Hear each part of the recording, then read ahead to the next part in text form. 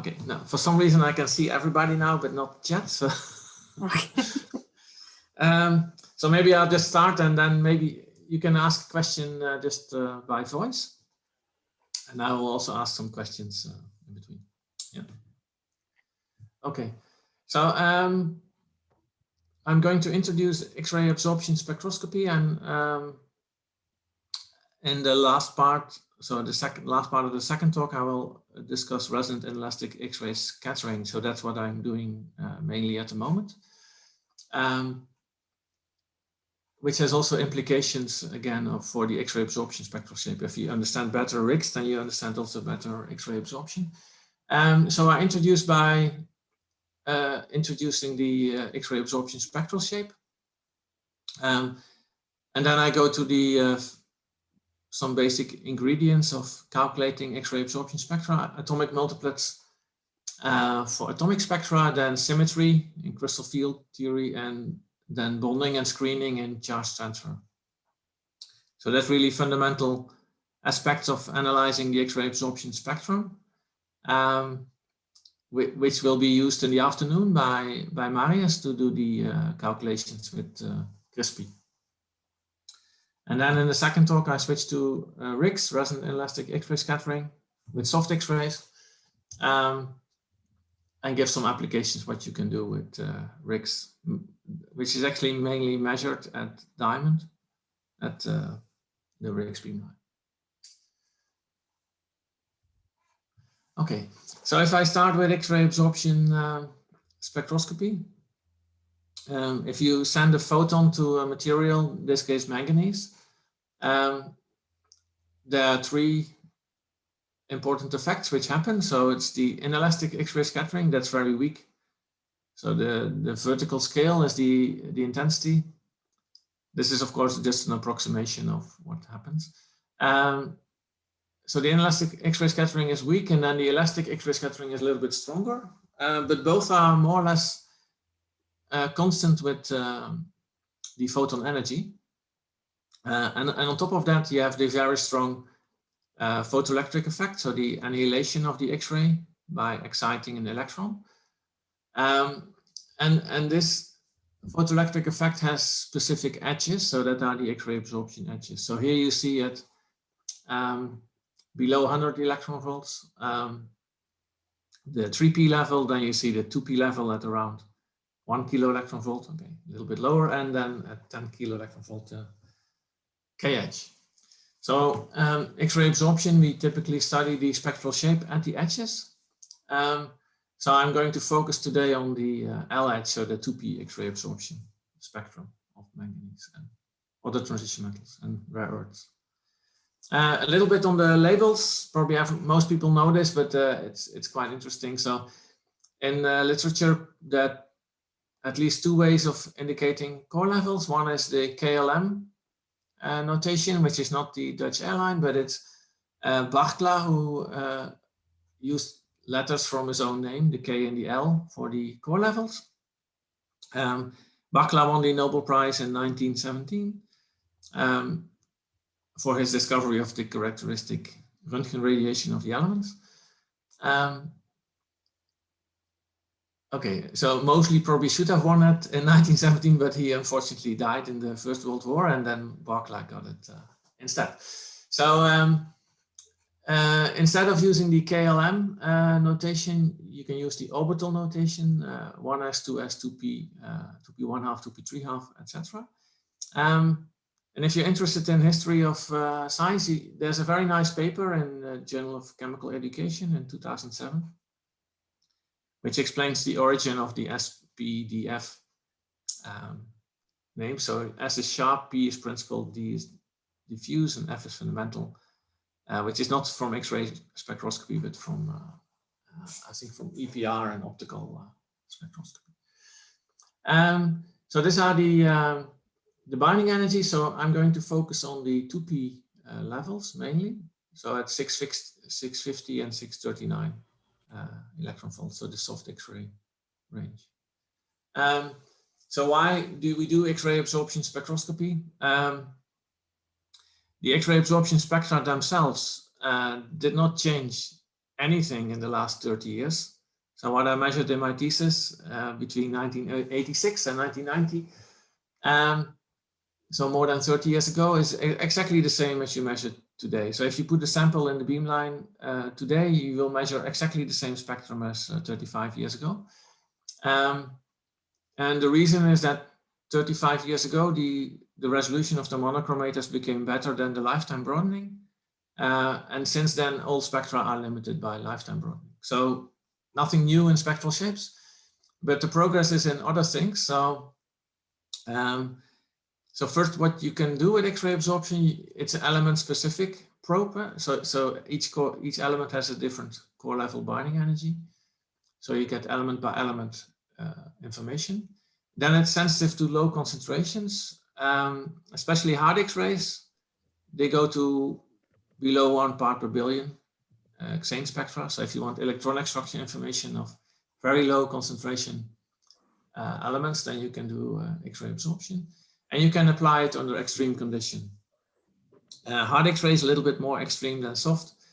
So soft typically stops at 1 bar, a few bar maybe, and a few, let's say 1000 Kelvin. Hard X-rays, you can go to any condition essentially with your reactor. The progress in the last 30 years has been mainly in a combination of X-ray absorption spectroscopy with spatial resolution, so in X-ray microscopy, beam or Stixon. In time resolution, especially now with the X-ray free electron lasers and the high harmonic sources, you can go to 1 femtosecond pump probe X-ray absorption, which I will not discuss today, but it's very interesting. And resonance, so the combination of X-ray absorption with detecting decay products, so in RIGS, resonant inelastic X-ray scattering, resonant photoemission, and resonant diffraction. Okay, so I start with, please ask if something is unclear. You can just shout through my talk. In X-ray absorption, if you're going to calculate it, you're going to excite a core electron to an empty state. And then the X-ray absorption spectrum is given by Fermi golden rule, which is given at the bottom. Fermi golden rule looks quite simple. So what you have to know is the initial state wave function, the final state wave function, and then the transition operator, which here is approximated as the dipole approximation, which is approximately in intensity 1000 times stronger than the quadrupole. So in most cases, it's enough to do the dipole approximation.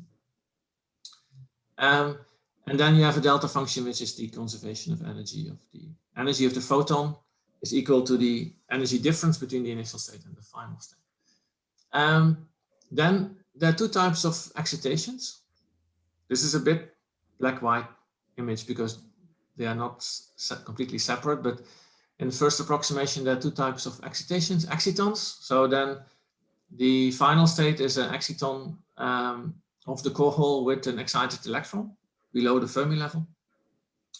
And edge jump, which is the excitation of core electron to the lowest empty states.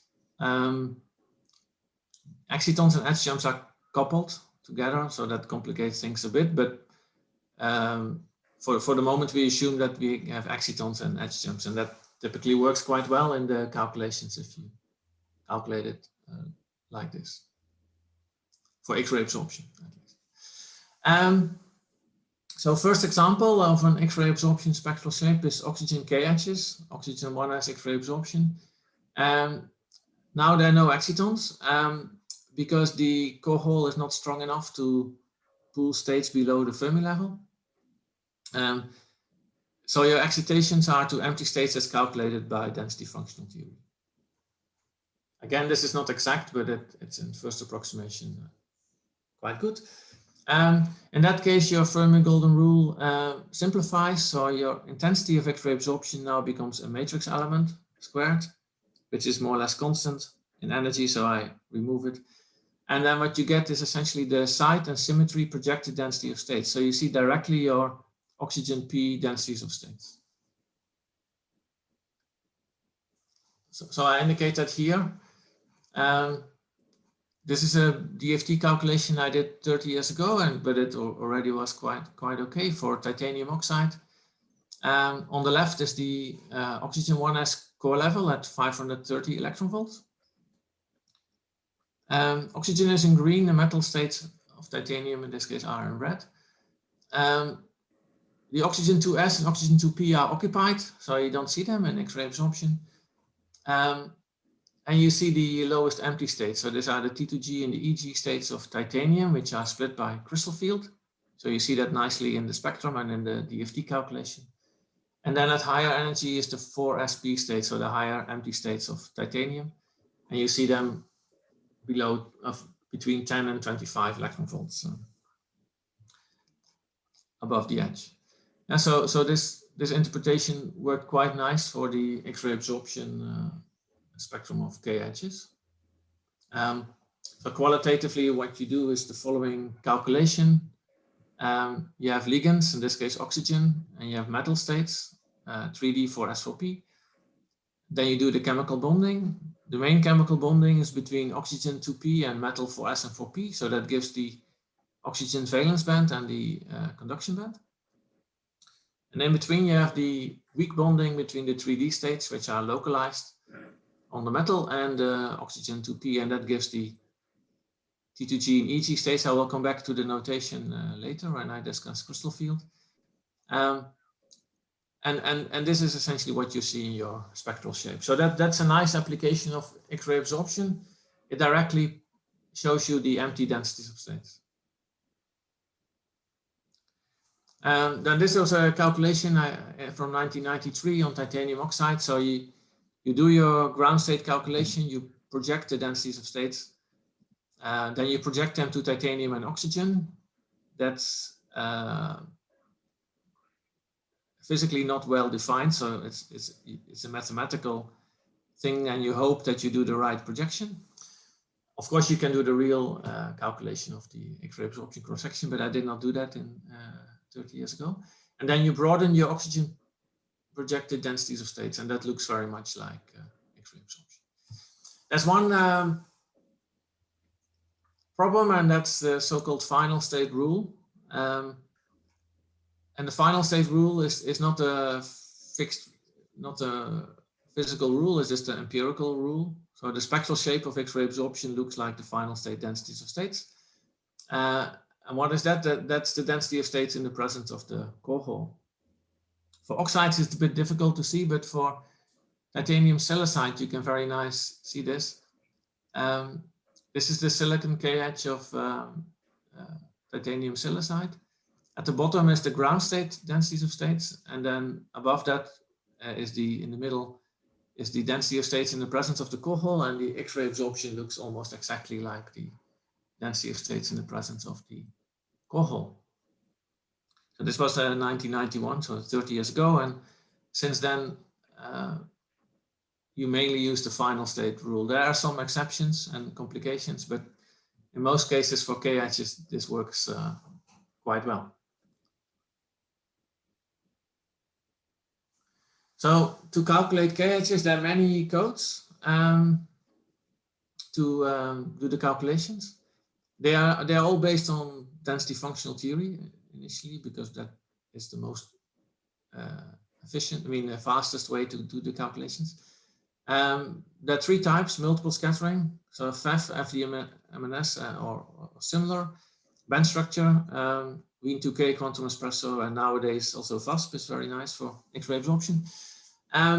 Or real space density functional, what you hear tomorrow in Orca, or what we use because we are close to Amsterdam, Amsterdam density functional theory, or whatever other code you like for molecular systems. Okay. So this was for K edges. Now in L edges, it was already known since 1945 at least that L edges do not look like the densities of states. But then when in 1986 the monochromators became much better, you could see that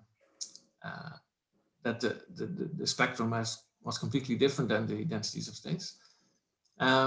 So I was very lucky in my PhD. So the only thing I had to do was to go to a shop, buy some rocks, put them in the beamline and measure the spectrum. And this is the spectrum of manganese oxide. And below is the multiplet calculation, which takes only 1 second on your laptop. And the agreement is quite good. So that's very surprising. And one thing I'll try to explain today is why actually this is so simple to calculate the 2p X-ray absorption spectrum of manganese oxide. Manganese oxide is the simplest case, so that I mean not the simplest case, but the behaves best in comparing to atomic or crystal field multiplets. So the thing which changes for L edges, so for manganese oxide, is that now you don't see the edge jump. Now you see it. I indicated with the red arrow. So there's a very small edge jump, but almost everything in the spectrum are excitons. So now you completely change your picture from edge calculations to exciton calculations. And initially we started doing that atomically. So you say manganese oxide, manganese is 2+. It's D5. Manganese 2+ is quite simpler because spin up, it's antiferromagnetic. So the spin up is occupied, spin down is empty. And then you do a calculation from 3D5 to 2p5. So you make a hole in 2p and you put the electron in 3D. And that's the solid line which you see under the experimental spectrum. So almost the complete spectral shape in the experiment is caused by the 2p3D transition. There are more transitions, 2p4s and higher states, but they are invisible in the spectral shape and they contribute only to the edge jump. The reason that this works, and I will explain this mathematically later in the talk, is that this excitation is self-screened. And by that I mean is that when you move an electron from a 2p level to a 3D level at manganese, the rest of the system doesn't notice that something is happening, because it's just locally an electron is changed. Both states are rather localized. So everything else in the system doesn't notice that something is happening, and that means that you can use a very local model to do the calculation. Okay, so I'm going to explain this spectral shape in the rest of the talk. The main interaction that gives rise to this spectral shape is the interaction of core and valence wave functions. So in the final state, you have a core hole in the 2p1/2 or 2p3/2, and you have 6 electrons in 3D. So the 2 electron integrals, 2p3D, are very large in an atom. There's something like 10 electron volts.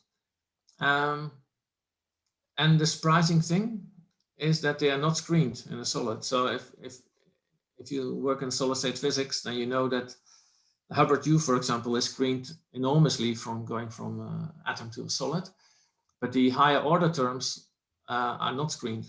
So that was quite surprising, but was actually the case. So in this calculation of manganese oxide, we use atomic interactions for the 2p3D interactions, and they're not screened at all in the solid state. Almost not screened at all. Okay, so that brings me to the general picture which I use for interpreting X-ray absorption of D and F systems. So if you have no D or F electrons, you use density functional. If you have D or F electrons and you do K edges, you still use density functional. Doesn't work perfectly, but okay. If you look at pre-edges, then you have to do multiplets, or if you look at any other core level, you have to do multiplets. So that divides the procedure to do calculations. At the end of the X-ray absorption, I will come to first principle multiplet calculations that you can combine density functional and multiplets into one code.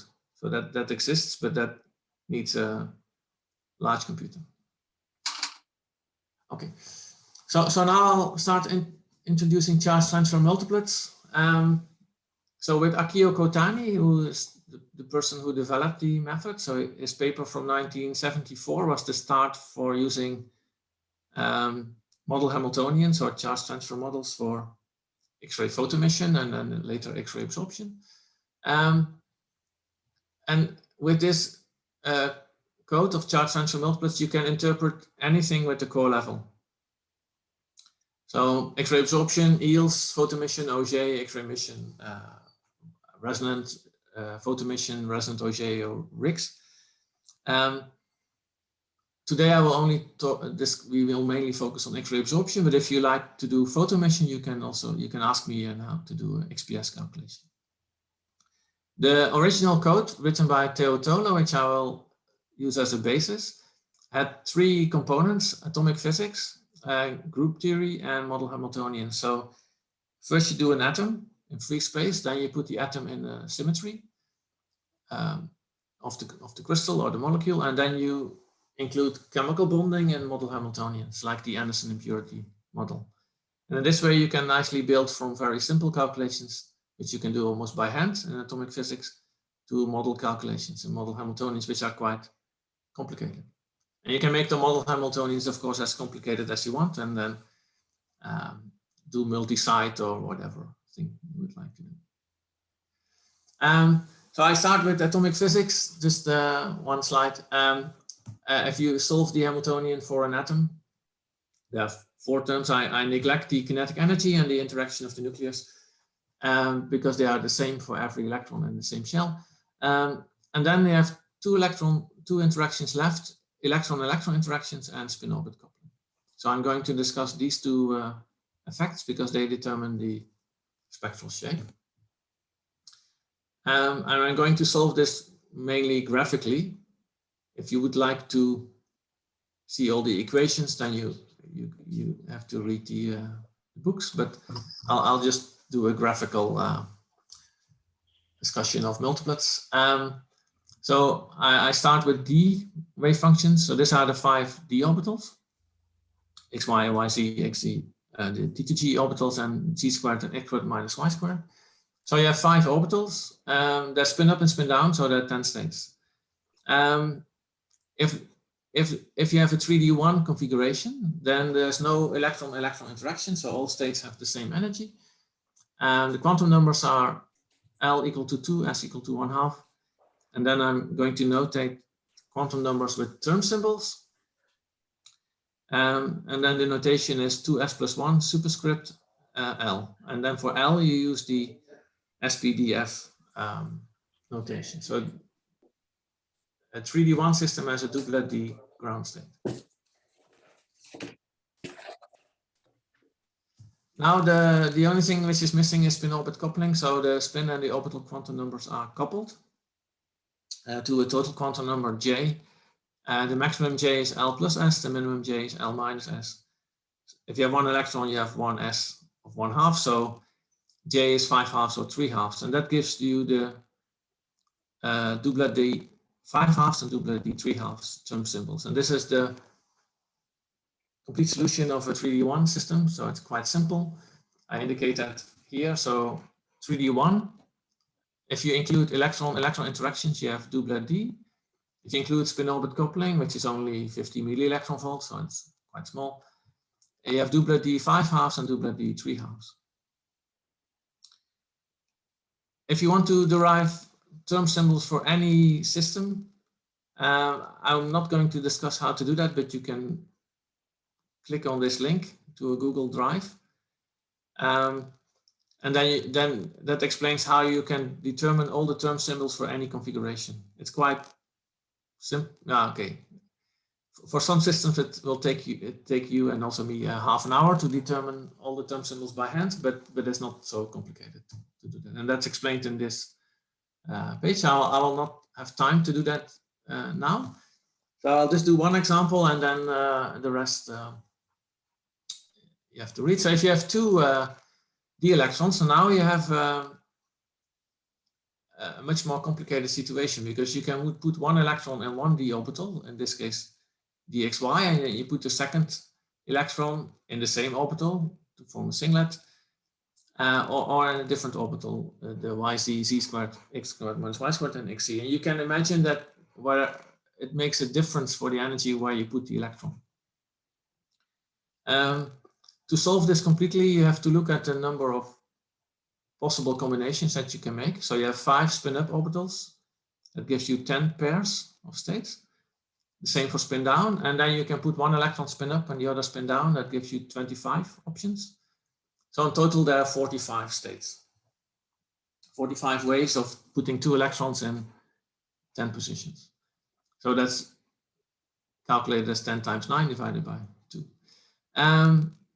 The electron-electron interaction is different for different orbital combinations. So that gives you different energies.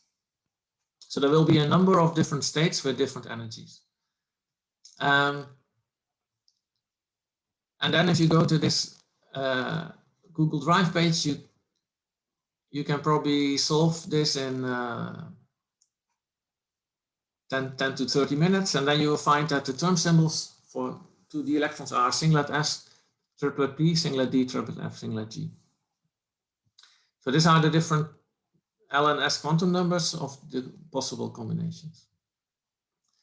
It's important to derive these term symbols because they will then, in X-ray absorption and also in optical spectroscopy, for atoms, become peaks in the spectrum. So every term symbol can become has a different energy and intensity, so there will be a certain peak in your X-ray absorption spectrum. So graphically, I indicate that here. So I have 3D2, singlet S, singlet G, triplet P, singlet D, triplet F. The order you see on the screen is not arbitrary, but this is the energy ordering. So the lowest energy state is triplet F, and that's given by Hund's rule. Hund's rule almost celebrates its 100 years of existence.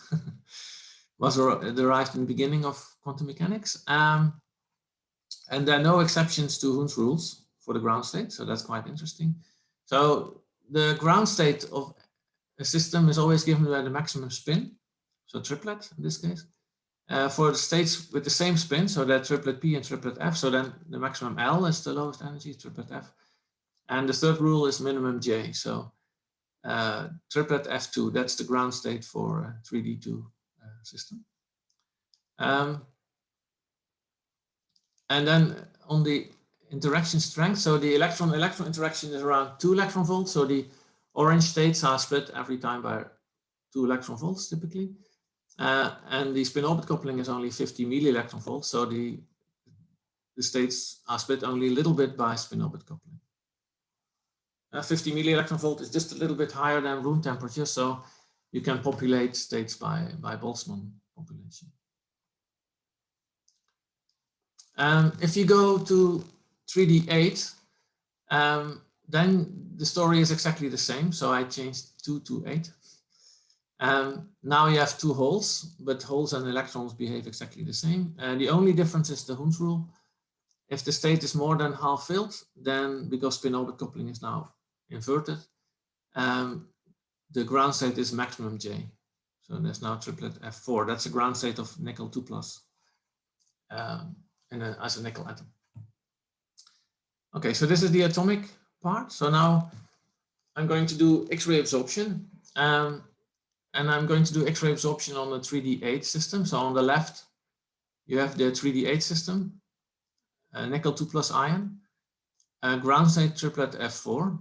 On the right, I make a configuration 2p5 3d9. And that gives the orange 6 term symbols, singlet P, D, and F, and triplet P, D, and F, all split by spin-orbit coupling. So that's the initial state and final state. So the program is actually also following the same sequence, calculates the initial state, calculates the final state. Actually not crispy, but the program, the CTM program. But so you calculate the initial state, calculate the final state, and then you calculate the transitions. Dipole selection rule is delta J is -1, 0, or +1. So your ground state is J is equal to 4. So you can reach every state which has a J value of 3, 4, or 5. So you see here one, singlet F3, triplet D3, triplet F4, triplet F3. So there are 4 transitions. So that means there are 4 peaks in the spectrum.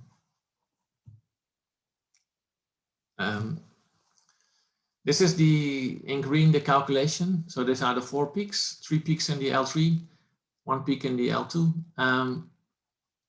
So this is a nickel 2+ atom in free space, and I compare it here with nickel oxide.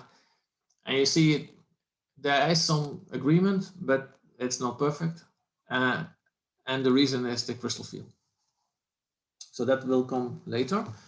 But the atomic calculations work perfectly in case where you can do atomic calculations, and that's rare earths. If you go to rare earths, the 4f electrons are localized. There's no effect of the surrounding. Actually, there is, but the crystal field is smaller than the lifetime broadening. That's maybe the best way of saying it. So you can never see the crystal field effect. So in addition, 3D X-ray absorption and 4D X-ray absorption on rare earths is self-screened again, so there's no charge transfer. So things are exactly like atomic physics. So in the initial state, you have electron-electron interaction, you have valence spin-orbit coupling. In the final state, you add the core hole valence hole multiplet interaction. So that's the electron interaction of the core hole with the valence holes, and the core hole spin-orbit coupling. This was nicely done by Theo Tole in 1985. So you have to go back to before you were born, some of you. And this is an example. This is neodymium 3+, it's 4F3. So the ground state is quartet I9/2. If you read this term symbol pages, you can derive the ground state of any system in the periodic table, and that should be possible in 1 minute. It's quite easy. And then this is the calculation at the top. So what you actually calculate are the sticks, and then you use a broadening, and then you compare it with experiment. This was done in 1985, and in principle, nothing has changed. That means if you measure neodymium, it will always look exactly like this. So that's a bit boring, and in principle, you don't have to do the calculation. I mean, there's no way to change the neodymium spectrum, except by experimental artifacts, or by changing the valency, which is possible for some rare earths, but not for neodymium. So it's nice that atomic multiplets work for neodymium, but it's also not nice because there's not much you can learn from this spectrum, except that you have neodymium 3+, if that's your interest. Okay, now I go back to nickel oxide. So if you have a transition metal, then you have the crystal field effect, which modifies the spectrum, and then it becomes much more interesting.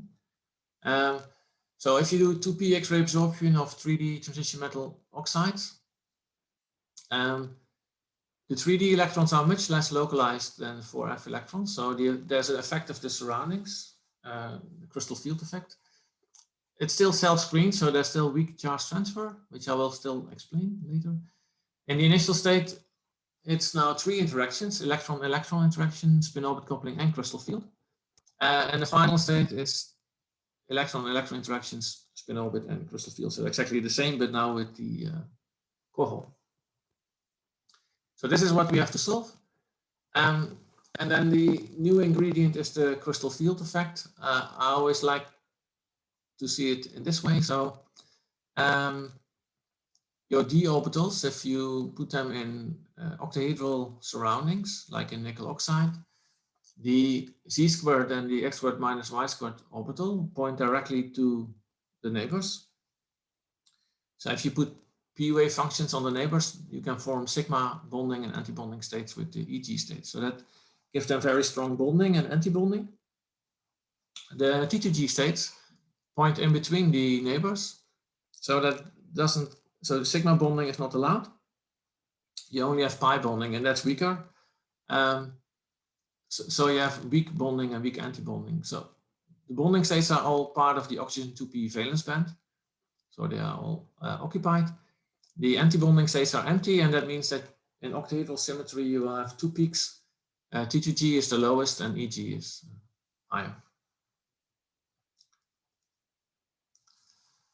So that gives you a spectrum like this. This is a spectrum I measured for my thesis, scandium fluoride, and we're going to calculate this now by hand. At the top is the experiment. I will come back to the experiment later, ask you some questions about that. And below is a calculation. There's only one free parameter in this calculation, so it's an atomic calculation. And I add the crystal field, which is not very difficult because it's exactly in this case, the energy difference between the last 2 peaks. So you put that number and you get exactly the correct spectrum, including the intensities. So this is a 3D0 system.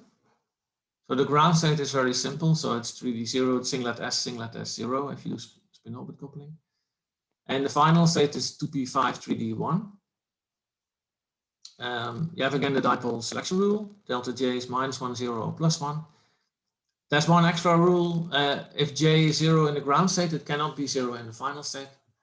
So there's only delta J is +1 if the ground state is J is 0. So that means there are 3 transitions from the ground state to singlet P1, triplet P1, and triplet D1. This is the atomic multiplet spectrum of a D0 system. You can measure this experimentally if you put, for example, a calcium atom on the surface. You see exactly these 3 peaks in the spectrum. But in the solid, we found 7 peaks, so now I have to explain how that works. So then I have to introduce the crystal field effect. As I indicated, that splits the D states into T2G and EG. So this I'm going to apply now on the atomic multiplet calculation. So I have on the left, at the bottom left, the metal ion in free space, 5 orbitals degenerate. Then you put it in a field, then the energy goes up. But the 5 states remain degenerate. And then you put the symmetry of the field to octahedral. And then you get the energy difference, and T2G is now lower in energy than EG. And the energy difference is called crystal field splitting, and I used as indication for that 10dq for historical reasons. So on this splitting graph, you have a 3D1 system is doublet D, and that splits into doublet T2G and doublet EG. This you can do for every J state, and this is so-called the branching rules. And that's always the same. So a state with J equal to 0 goes to A1. A state with J equal to 1 goes to T1. So they're both not split. The state with J equal to 1 is important because that's the dipole operator. So the dipole operator in cubic symmetry is T1. A D orbital goes to T2 and E, and F orbital goes to A2, T1, T2. And a G orbital doesn't really exist as a single electron state, but the G wave function goes to A1, T1, T2, and E. These are the so-called branching rules, and they apply for any quantum number, S, L, and J. So you apply them to all the quantum numbers and then see what happens. And I indicated that here for the complete calculation of a 3D0 system. So on the left, 3D0, so that's very boring. There's no electron-electron interaction, there's no spin-orbit coupling, and the crystal field has no effect because there's no electron. So the ground state is A1. For the final state is 2p5 to D1. The orange are the atomic states. Green is after spin-orbit coupling, and now all the spin-orbit coupled states I split by the crystal field using the branching rules. So you see a state with J equal to 1 goes to T1, and a state with J equal to 2 goes to T2 and E. And then in principle, you have solved the calculation. Now I select the ground state. I apply the selection rule, which is now T1. So your dipole selection rule, delta J is 1 goes to delta J is T1. And then you multiply T1 with A1, which is easy because A1 is the identity, and then you go to a T1 final state. So your selection rule tells you that the final state must have T1 symmetry. And then there are 1, 2, 3, 4, 5, 6, 7 states. So the 7 peaks in scandium fluoride are the 7 T1 symmetry states. So there are much more states. There are 22 states, but only 7 of them are visible by this dipole selection rule. And so then you broaden them, and then you have your experimental spectrum. So that was exactly what I calculated 30 years ago. So for we measured scandium fluoride. We did the calculations, and we see the 7 peaks. If you look very careful, you see that there are at least two additional peaks in the experiment. So there's a peak here in the L3 part of the spectrum, and there's a clear peak in between the 2 states of the L2 part of the spectrum. So my question to you is, and some of you who are very experienced are not allowed to answer, what goes wrong in the calculation? Somebody has an idea. So why is this peak, which is visible in experiment, not visible in the multiplet calculations? So what goes wrong in the calculations? What is missing in the approach I used till now? Somebody has an idea?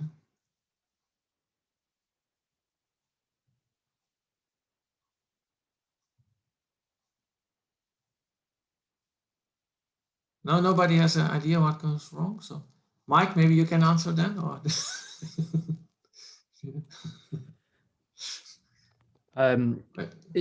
is it no longer is it actually slightly distorted from octahedral? Yeah, that's part of the answer. Yes, it's electron yield. So that's the.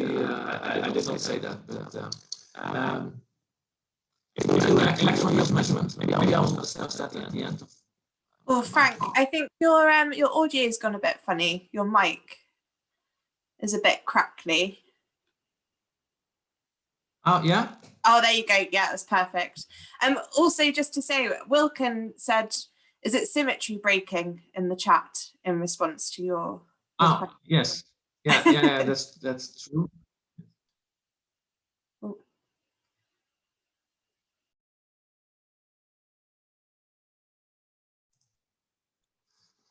It's not symmetry breaking of the bulk. So the bulk is almost perfect octahedral, but it's actually the surface. So you do electron yield. If you do soft X-ray absorption, I did not discuss experimental aspects. Normally measured in electron yield. Maybe at the end of the talk I will explain that you cannot use fluorescence yield actually, so you have to use electron yield for LHs. But electron yield only see the top 3 nanometer of your system. And that means that the influence of the top layer of your system is visible. So what you see in the spectrum is actually the top layer of scandium fluoride. This is calcium fluoride, it's the same story. This is calculation. On the right is the experiment. If you do Auger yield, so electron yield, you get this small peak. If you then put a layer of barium fluoride on top of this, I could not do that myself. This is IBM research from 30 years ago. The peak disappears. So then you get a perfect bulk system. If you use ion yield, so you detect the ions which escape from the surface if you bombard it with X-rays, then you see the surface peak. So then you only see the top layer. So that's something you always have to bear in mind, that if you do electron yield,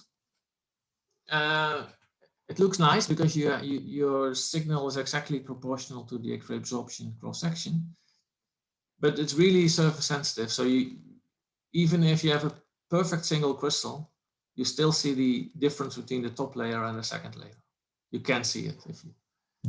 Normally you don't see it because there are many peaks, but if you have nothing, then you can see a small peak from the surface. As just a reminder that in experiment, it's almost impossible actually to measure the real X-ray absorption spectrum. that's true for both soft X-rays and hard X-rays. There are many ways that the spectrum can be distorted. I will come back to this at the end of RIGS, because fluorescence yield is the integrated RIGS spectrum, and that's much more strongly distorted. Okay. And so now we had the, this was the atomic multiplet calculation on nickel oxide. Now, if you're going to apply the crystal field on 3.8, this is the atomic calculation. So electron-electron interaction in orange and spin orbit in green.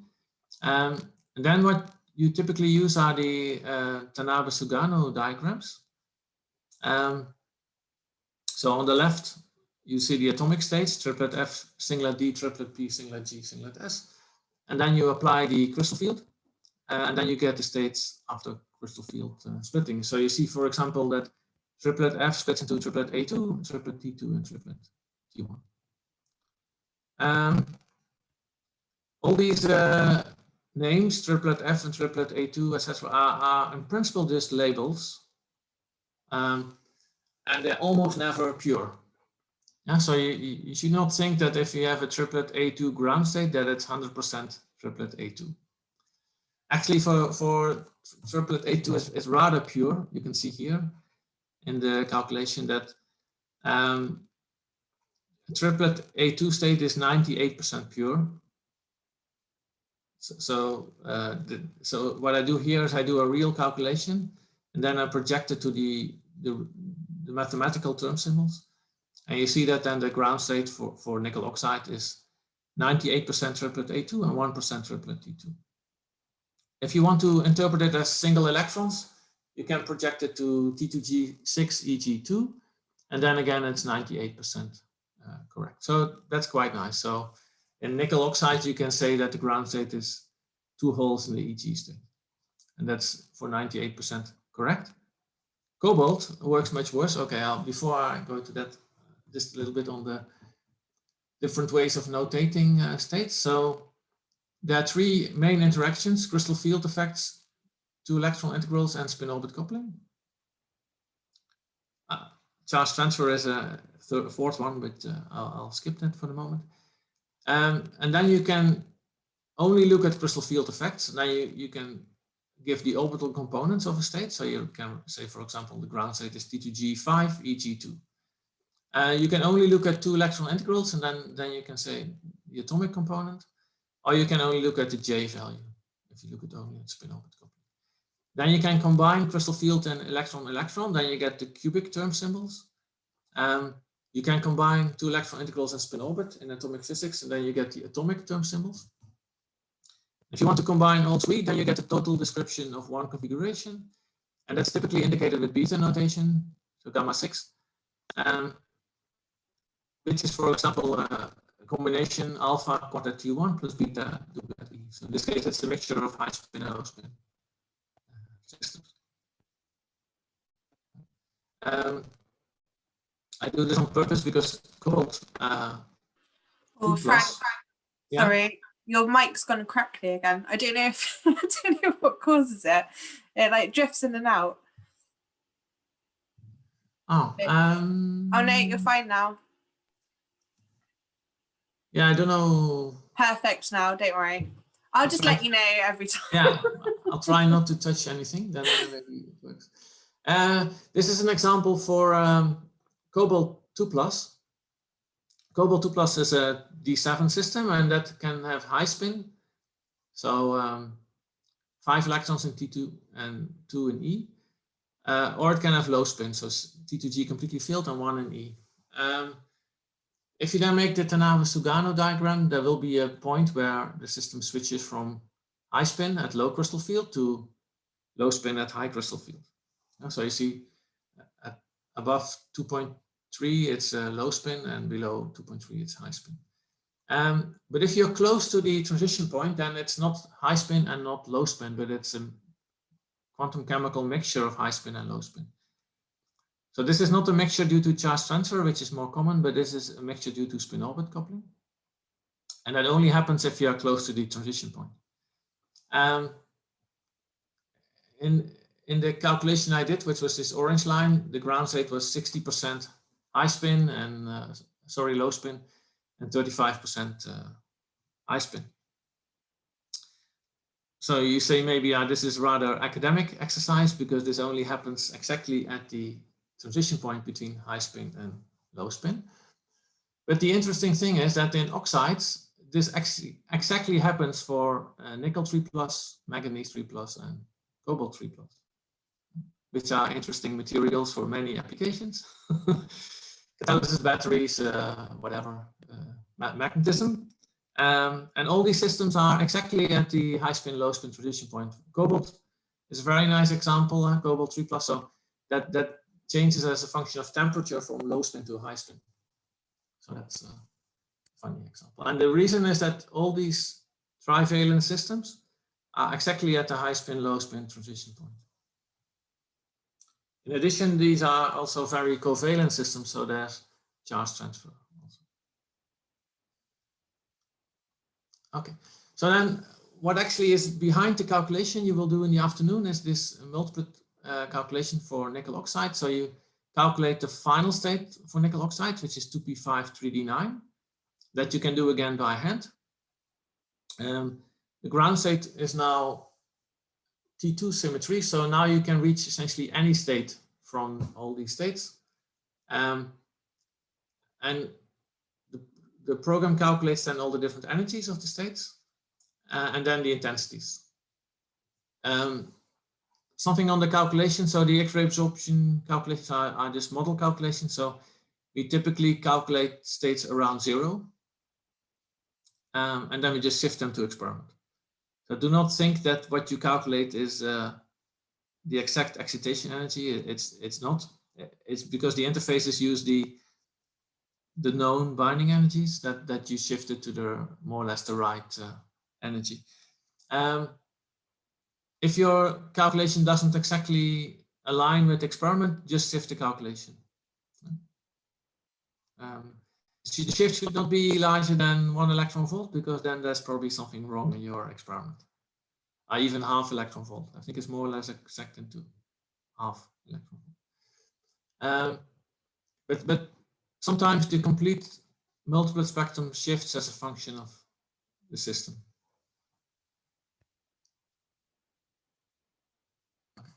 So what you can do now with the calculations is you can nicely study different crystal fields that indicated on the left. So this is iron 3+ systems. At the bottom is a molecular system with a small crystal field, and blue is experiment, and below is a multiplet calculation. Above is iron oxide, so that's a larger crystal field. And again, you see a quite good agreement between experiment and calculation. The calculation goes a little bit wrong at higher energy, and that's due to charge transfer, which is not included in this calculation. Low spin has a completely different spectrum. But if you just increase the crystal field, you get a quite good agreement. This is iron cyanide of the low spin system. One peak is missing again, and that's due to symmetry again. Which is, the calculation is octahedral symmetry, and the real system is a little bit trigonal distorted. If you include the distortion, you get exactly that peak back. And so that's a nice tool where you can use crystal field theory to determine the spectral shape of your system.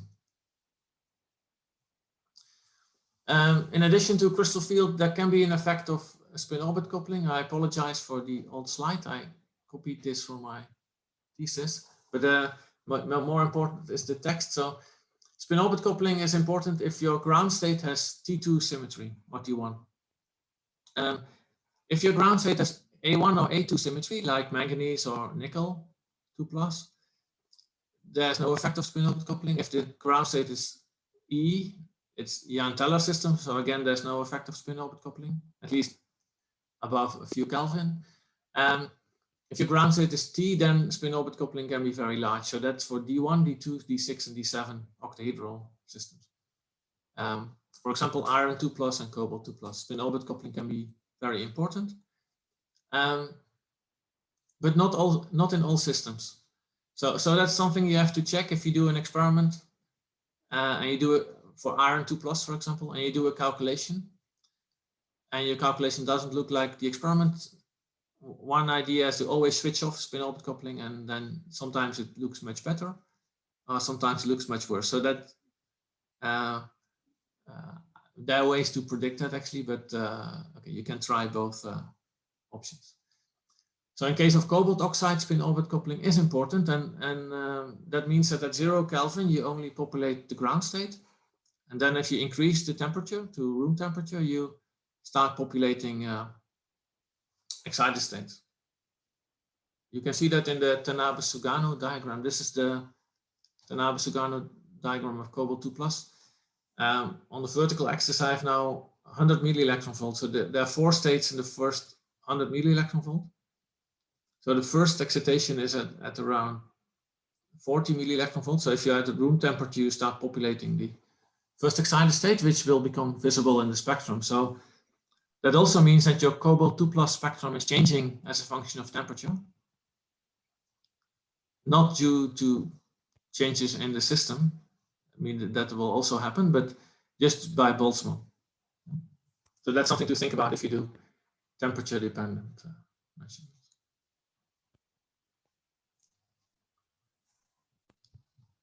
Okay, so now I'm going to the last part of the X-ray absorption. So we will have a break soon, but I'll just start with the last part. So till now I discussed atomic effects,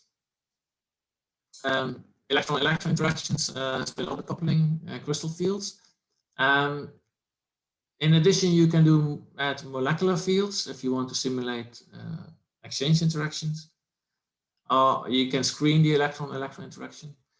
And by these methods, you can describe 4F and 5F systems, ionic 3D systems, and 4D and 5D systems. But many interesting systems are covalent 3D systems and mixed valent F systems. And then the crystal field approach breaks down, and you have to include charge transfer as the simplest model. So a simple model to include charge transfer is the single impurity Anderson model, which I'm going to discuss now. And for X-ray absorption, that's in many cases enough to explain the spectrum. So in the single impurity Anderson model, you have a number of empirical parameters, or you can try to calculate them, but I use them empirical. The charge transfer energy delta, the Hubbard U, the Cohort potential Q, and the hopping between the different states. So for the moment, I use them as empirical parameters. So this is the idea of the inclusion of the Hubbard U and the charge transfer delta. So if you have a Mott-Hubbard system, that means that the energy transfer of an electron from one metal to another metal has the lowest energy. So that means that the highest occupied states are dominated by metal 3D, and the lowest empty states are dominated by metal 3D. The Hubbard U is defined as the energy difference between D7 and D9 minus D8. So if you do that for nickel over D8 ground state. The other option, the other parameter is the ligand to metal charge transfer. That's the energy difference between 3D9 ligand hole. So when you have moved an electron from the oxygen 2p valence band to the metal and the original 3D8 state. So if your delta is the lowest number, then the highest occupied states are dominated by oxygen 2p, and the lowest empty states are dominated by metal 3D. This is the general picture of the ground state for X-ray absorption. It's a little bit, it's a bit of modification or sensitivity of X-ray absorption. So the main screening mechanism for X-ray absorption in oxides is ligand to metal charge transfer. So that means that charge transfer is important for X-ray absorption. Hubbard U is not. So it's not important, and actually you cannot see it. You cannot there's no way to determine Hubbard U from an X-ray absorption spectrum. So if you want to determine Hubbard U from experiment, you have to do photoemission or Auger. So you have to ionize the system. Why that is, I will explain. But in X-ray absorption, it's totally insensitive to Hubbard U. So you can change Hubbard U in your model calculation from 0 to 10 and nothing will happen in your experiment. So why is that? So I start with the explanation now and then continue in the second hour. So your ground state, I said, was a linear combination of D8 and D9 ligand hole. And the energy difference you define as delta. Maybe on the next slide, you can see what I mean with that. So on the left is the total energy picture, which I normally use. It's a 3D8 ground state, 3D9 ligand hole excited state, split by delta. The ground state relates to 8 electrons in the D band and an occupied oxygen 2p. And then you make a configuration interaction excitation. So you make a hole in oxygen 2p and you put the electron in D. So you have 9 electrons in 3D and a hole in oxygen 2p. If you look at this, you can say, okay, I can just calculate delta. If I do a density functional calculation, and I calculate the correct band gap, okay, not trivial, but that's possible. Then you have exactly the energy difference between oxygen 2p and metal 3D, and that will give you delta. But actually, that's not true, because delta includes many body effects, which are not directly visible in the one electron calculation. So you cannot calculate delta from the density of states. You can, but you get the wrong value of delta. Another way of saying is that the model Hamiltonian is a model in such a way that it doesn't directly relate to the single particle densities of states. So this is the ground state of your system. And then you're going to do configuration interaction, essentially. So you make linear combinations of D8 and D9 ligand hole. So you're going to couple them by hopping.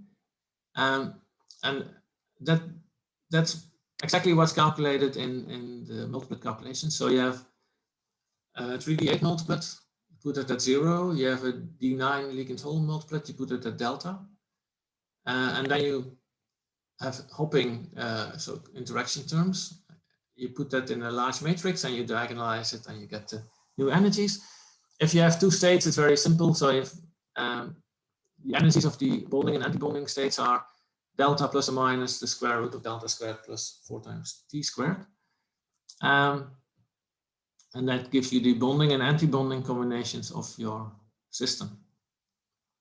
Now before the break, I'll finish with this. So in X-ray absorption, now you're going to do this in the final state again. So ground state D8, D9 ligand hole, final state 2p5, 3d9, 2p5, 3d10 ligand hole. Energy difference in the final state is delta plus U minus Q. So you say, I see U, so it's sensitive to U. Yeah, in a sense that's true, but it's only sensitive to U minus Q, which is the difference between the core-hole potential and the Hubbard U, and that's always around 1 electron volt. So delta in the final state is equal to delta in the initial state. And then you can do a model calculation. This is a busy slide, but on the left, I repeat the calculation for D8 and D9 ligand hole with alpha and beta. In the final state, I do the same calculation for core hole D9 and core hole D10 ligand hole with alpha prime and beta prime. And I assume that delta and T are the same in the final state than in the initial state. Actually, delta is a little bit smaller in the final state because the core hole potential is always a little bit larger than U, but also the hopping is a little bit smaller. So actually, alpha and alpha prime are almost equal. If you assume they are exactly equal, if you calculate the X-ray absorption intensity, it's going from D8 to core hole D9, so that's alpha, alpha prime, and from D9 ligand hole to core hole D10 ligand hole, so that's beta times beta prime. So the intensity X-ray absorption is alpha alpha prime plus beta beta prime squared. If you put alpha equal to alpha prime, then it's 1. Yeah? So it's alpha squared plus beta squared is 1. So all the intensity goes to the bonding combination. The anti-bonding combination is beta primes cohort D6 minus, or this I switched from 8 to 6. But you can calculate that by alpha beta prime minus beta alpha prime. Again, if alpha is equal to alpha prime, it's alpha beta minus beta alpha squared is 0. So this nicely shows that in X-ray absorption, you only see the bonding combination of the two states, and you don't see the antibonding one. And because this is the case, because this happens, I say that the experiment is self-screened, so there are no charge transfer satellites. And this is true for all neutral experiments. So if you do a neutral experiment, the excitation is self-screened. So that means that X-ray absorption, optics, EPR, EELs, RICs, at least RICs to excitons, they are all self-screened. So they're all neutral experiments. So there are no screening satellites. And a very important consequence of no screening satellites is that you can use crystal field theory. Because if you think crystal field theory is used in optics, EPR, EELs, X-ray absorption, and RICs, but not in ionizing experiments. If you do an ionizing experiment, they're not self-screened because you take out an electron from the system, so that electron will be screened. So you will have very large screening, which means large satellites. So the spectrum is completely dominated by screening.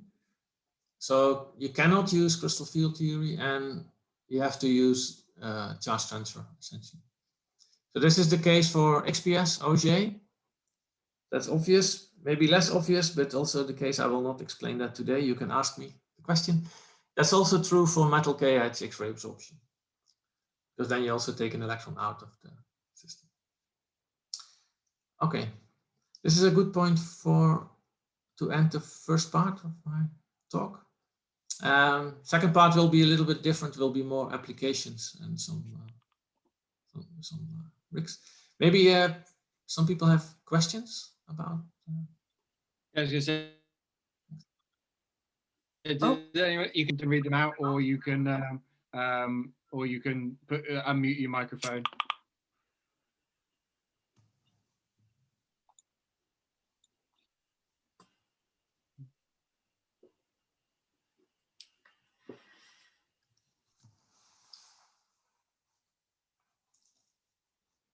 So I had a general question. What maybe other people at the time.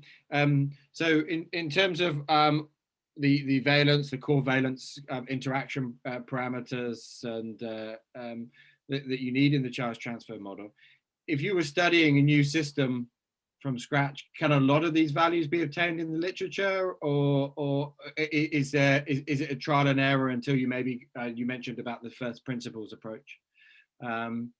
How would you go about kind of studying a new system, I suppose? Yeah. If I study an oxide, then things are very well known. So I start. Your microphone's gone again. Sorry. Oh yeah. It's back, or? Yep, that's back perfect. Yep, obviously needs a mute.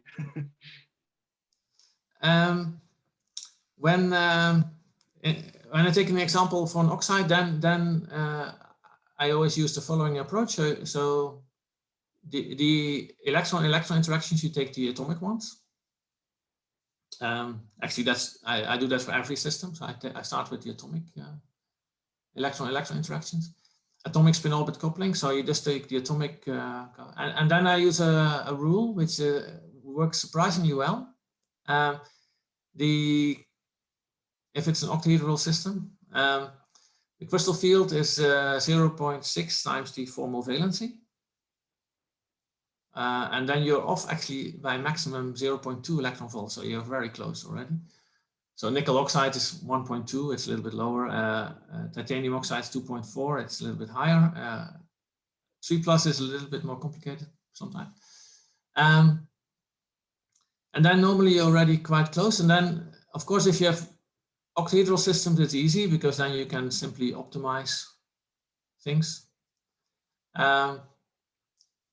If the problem starts when you have low symmetry, of course. Recently, we did optimization. Again, it's a spectrum from my thesis, but I never got a good fit of manganese 3+ systems because then you have Jan Teller if it's high spin. But now we use an optimization program. It's a different multiplet program. Marius, I don't know if you know it. Is this MATLAB? So Mario Delgado programmed the multiplet code again in MATLAB and with an automatic optimization routine, which you can also use in Crispy. And then very quickly you can find exactly the optimized electron-electron interactions and the crystal field parameters. So you can do two things if you know the system. Okay, maybe the nicest thing, if you know the system, you start with a density functional calculation, and then you project the result to multiplet calculation, then you do a multiplet calculation. If you do not know the system at all, you can also do fitting of parameters and do automated fitting. That depends on the spectral details and if you can, and on the covalency, how close you can get. So that's a bit different for every system. So if you go to covalent systems, which are the most interesting ones, of course, then normally X-ray absorption by itself doesn't give enough spectral details. And then it's useful to do RIGS or XPS in addition to X-ray absorption to combine the, I'll do KH and LH, for example, to combine the different spectroscopies. Okay, thanks very much. I was just in the chat a question. The system where you had the additional peak, you said it wasn't symmetry breaking, but it's a surface effect. So Holly asked, could you just repeat that discussion just to clarify? She wasn't too sure. Yeah, So it's a surface effect. So in effect, so a surface is symmetry breaking. So it is effectively symmetry breaking, but not of the bulk. And that's so. In the second hour, I will come to detection techniques. So you can measure a soft X-ray absorption spectrum in at least 4 ways. So you can do transmission, but that's very difficult because you need a very thin sample. Otherwise, you get saturation effects of the detector. Then you can do fluorescence yield, but that doesn't work for reasons which I will explain. And then the easiest thing is to do electron yield. But if you do electron yield, you detect electrons escaping from the sample. And they escape only from the top 3 nanometer because otherwise they cannot reach the surface. So your signal comes from 3 nanometers or 4 nanometers. And that's so thin that part of the signal comes from the top layer of the system. And the top layer is different from the bulk intrinsically, of course, because if you just cut it without any reorganization, then the number of neighbors goes down, but there will be some surface reorganization. So you always see the surface effect in electron yield, like a 10% effect, something like that. There's no way out, I think. Okay, thanks very much. I just see another question, but in the interest of keeping to time, if we take a break now, rather than stare at computer screens all day. So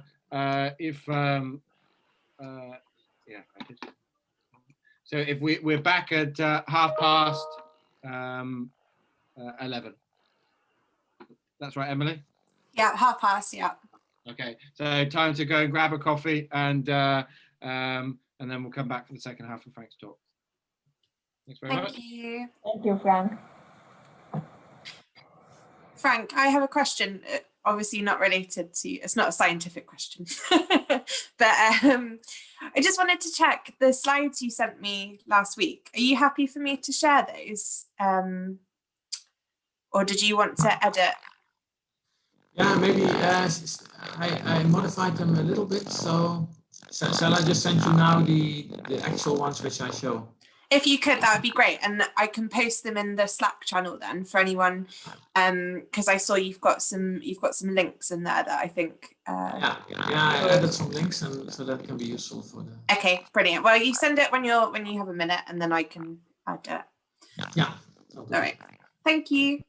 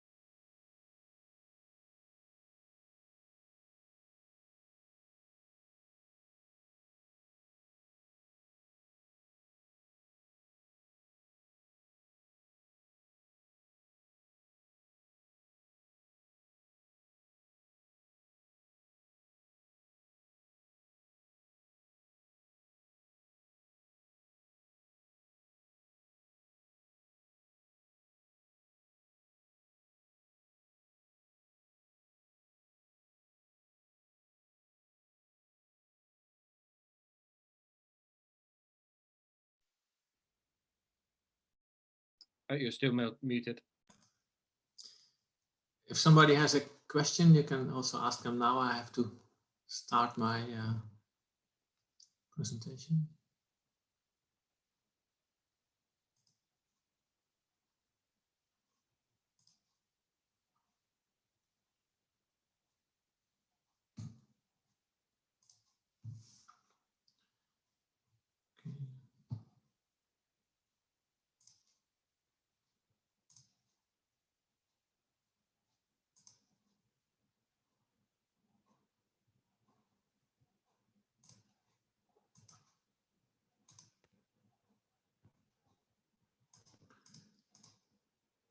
Can you see the screen again?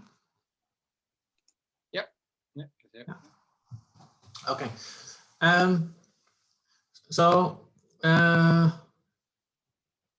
in the second hour, I will finish the charge transfer discussion, and then I will switch to rigs,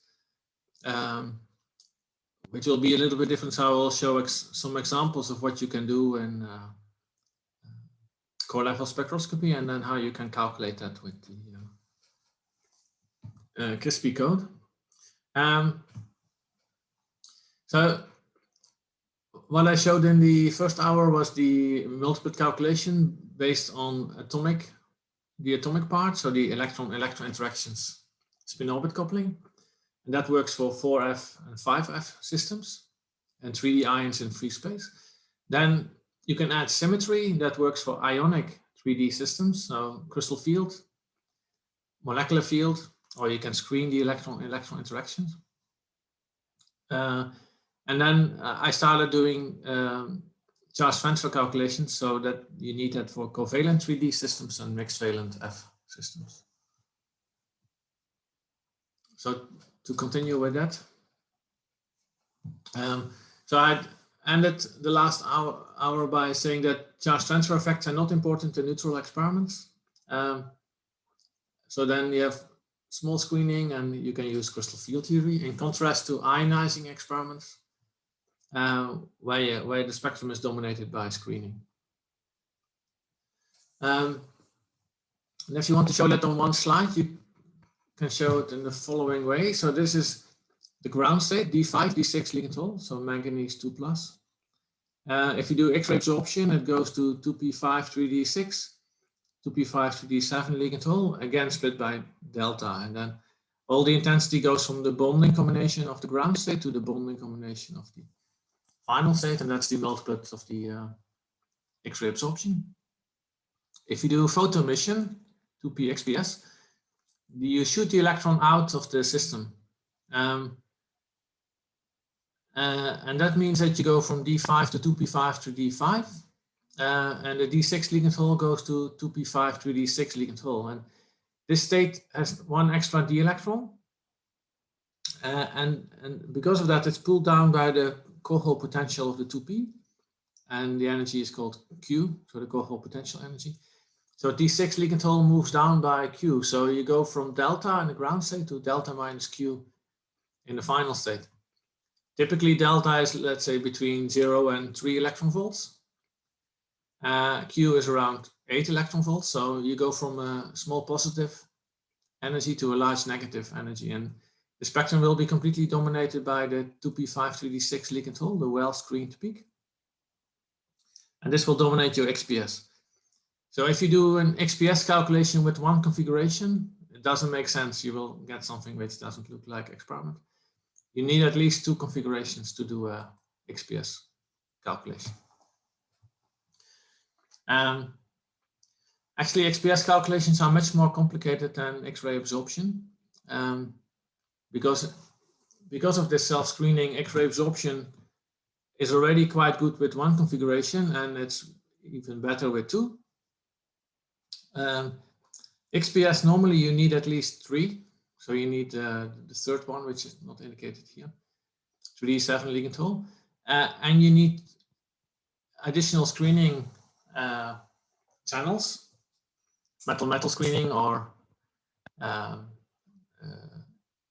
non-local screening. It's the same thing with different names, to describe the XPS spectrum. So if you're interested in XPS calculations. You can initially do them with Crispy. Maybe Marius can tell something more about that later. But then sometimes you miss some peaks, and then you need to do much larger calculations. Unfortunately, that screening effect doesn't happen for X-ray absorption, and we can just do the 2 configuration calculations. Yeah. So nickel oxide, as I said, is D8, D9 ligand hole going to P5, D9 and P5, D10 ligand hole. Exactly the same calculation you can do for copper 3+. That's exactly the same. Copper 3+ is D8, D9 ligand hole, sorry. To P5, D9, P5, D10 ligand hole. The only difference is delta. And that's indicated on this Tanabe-Sugano diagram. This is a Tanabe-Sugano diagram of alpha D8 plus beta D9 ligand hole, where on the horizontal axis I put delta. Delta 0 means you put them exactly at the same energy and you make the bonding anti-bonding combination. Delta is 10 means that the second configuration is at 10 electron volts. The hopping terms are around 2. So that means that you almost have a pure ionic D8. So at 10 here on the right, you start with the ionic a crystal field calculation, and then and D9 is very high. And then you can see that if you lower delta, that the multiplet states, so these are the multiplet states, the lowest one, triplet A2 to singlet A1, they're all compressed. So you slowly compress your multiplets by doing charge transfer. And this shows you that you can do charge transfer in 2 ways. You can do real charge transfer calculations, but they can become big, or you can just forget about the second configuration, this one, and reduce the electron-electron interactions. Then you compress the multiplets, which is also what happens due to charge transfer. So you simulate the effect of charge transfer on the Dn manifold. The same in the final step. And so there are 2 ways, and that works for systems where delta is still positive. So nickel 2+. Copper 3+ is a negative delta system. So that means that the energy of D9 ligand hole is lower than the energy of D8. Delta is approximately -1. And now things are rather different, because now your ground state is a almost 50-50 mixture of D8 and D9 ligand hole, and the same with the final state. So then you really have to do charge transfer calculations. So copper 3+ we studied a lot in the 90s after the discovery of high-TC superconductors, which contain copper 3+. This system, lanthanum 2 lithium half copper half O4, is related to the high-TC superconductors, and has 100% pure copper 3+ ground state, so it can give you a nice spectra. The spectrum at the top of this is this lanthanum 2 lithium copper oxide. Below is a multiplet calculation.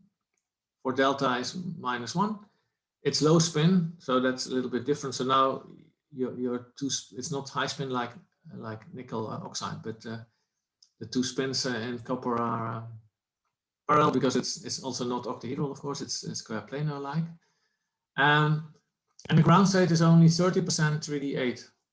So the first peak looks almost like D10, core hole D10, and this is the multiplet of core hole D9. So now that has inverted because delta is negative. You can also look at the fluoride of copper 3+, that's octahedral, so that's high spin. And below is a multiplet calculation, so you can see that it's high spin. You can see it from the D9 structure, and you have your D10 peak. You have here a peak which is not calculated, and this is because if you put copper 3+ fluoride in the X-ray beam, very quickly you make copper 2+. So you see this peak growing in time, in real time almost. So that's a warning that if you put high valency systems in X-ray beam, then they reduce normally quite quickly, especially if you put iron 4, that's a very bad, difficult case. In the X-ray beam, the iron 4 doesn't like to remain iron 4.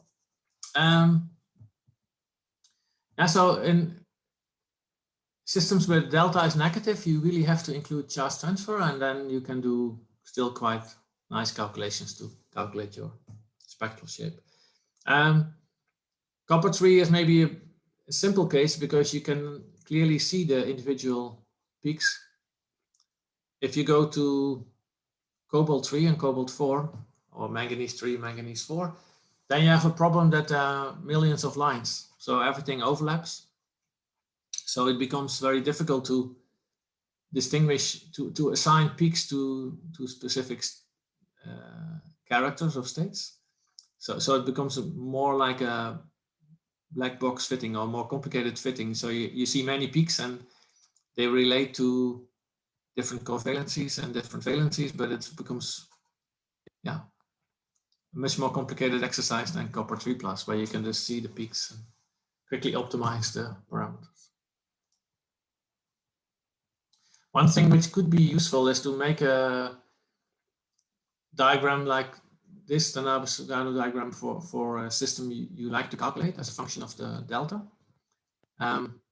Then you can see what kind of peaks you can expect. Of course, these peaks you only see in rigs. You would have to do the same for the final state, and then compare it with the experiment. Okay. If you have systems with pi bonds, this is work from at Solomon's group in between 2003 and 2007. When we looked at cyanides and other systems with double bonds bonded to a metal, oxides are relatively simple because you only have sigma bonding, and you can neglect pi bonding, at least to the direct nearest neighbors. If you put a cyanide ligand or a carbon monoxide ligand, then the distance between the metal and the carbon becomes much smaller, and you have a double bond on the other side. So that gives you very strong pi bonding. Conceptually, it's straightforward to include that in the model. So you start with D5 for iron 3, you go to D6 ligand hole for the normal charge transfer, and then the second bonding channel is another channel in the X-ray absorption. So you go from, sorry, in the ground state. So you go from D5 to D4 ligand with a new parameter delta pi from the back bonding. And these energies you can in principle calculate from density functional, and then again they might not be exactly correct, but you get an idea of how what kind of values they are. And then you take this 3 configuration ground state and you do the calculation in the final state. There's something funny happening for the back bonding because now delta becomes not a little bit smaller like for the sigma, for the ligand metal charge transfer, but becomes a little bit larger. The hopping becomes a little bit smaller. So that means that the satellites due to back bonding are larger. That you can nicely see in the spectrum.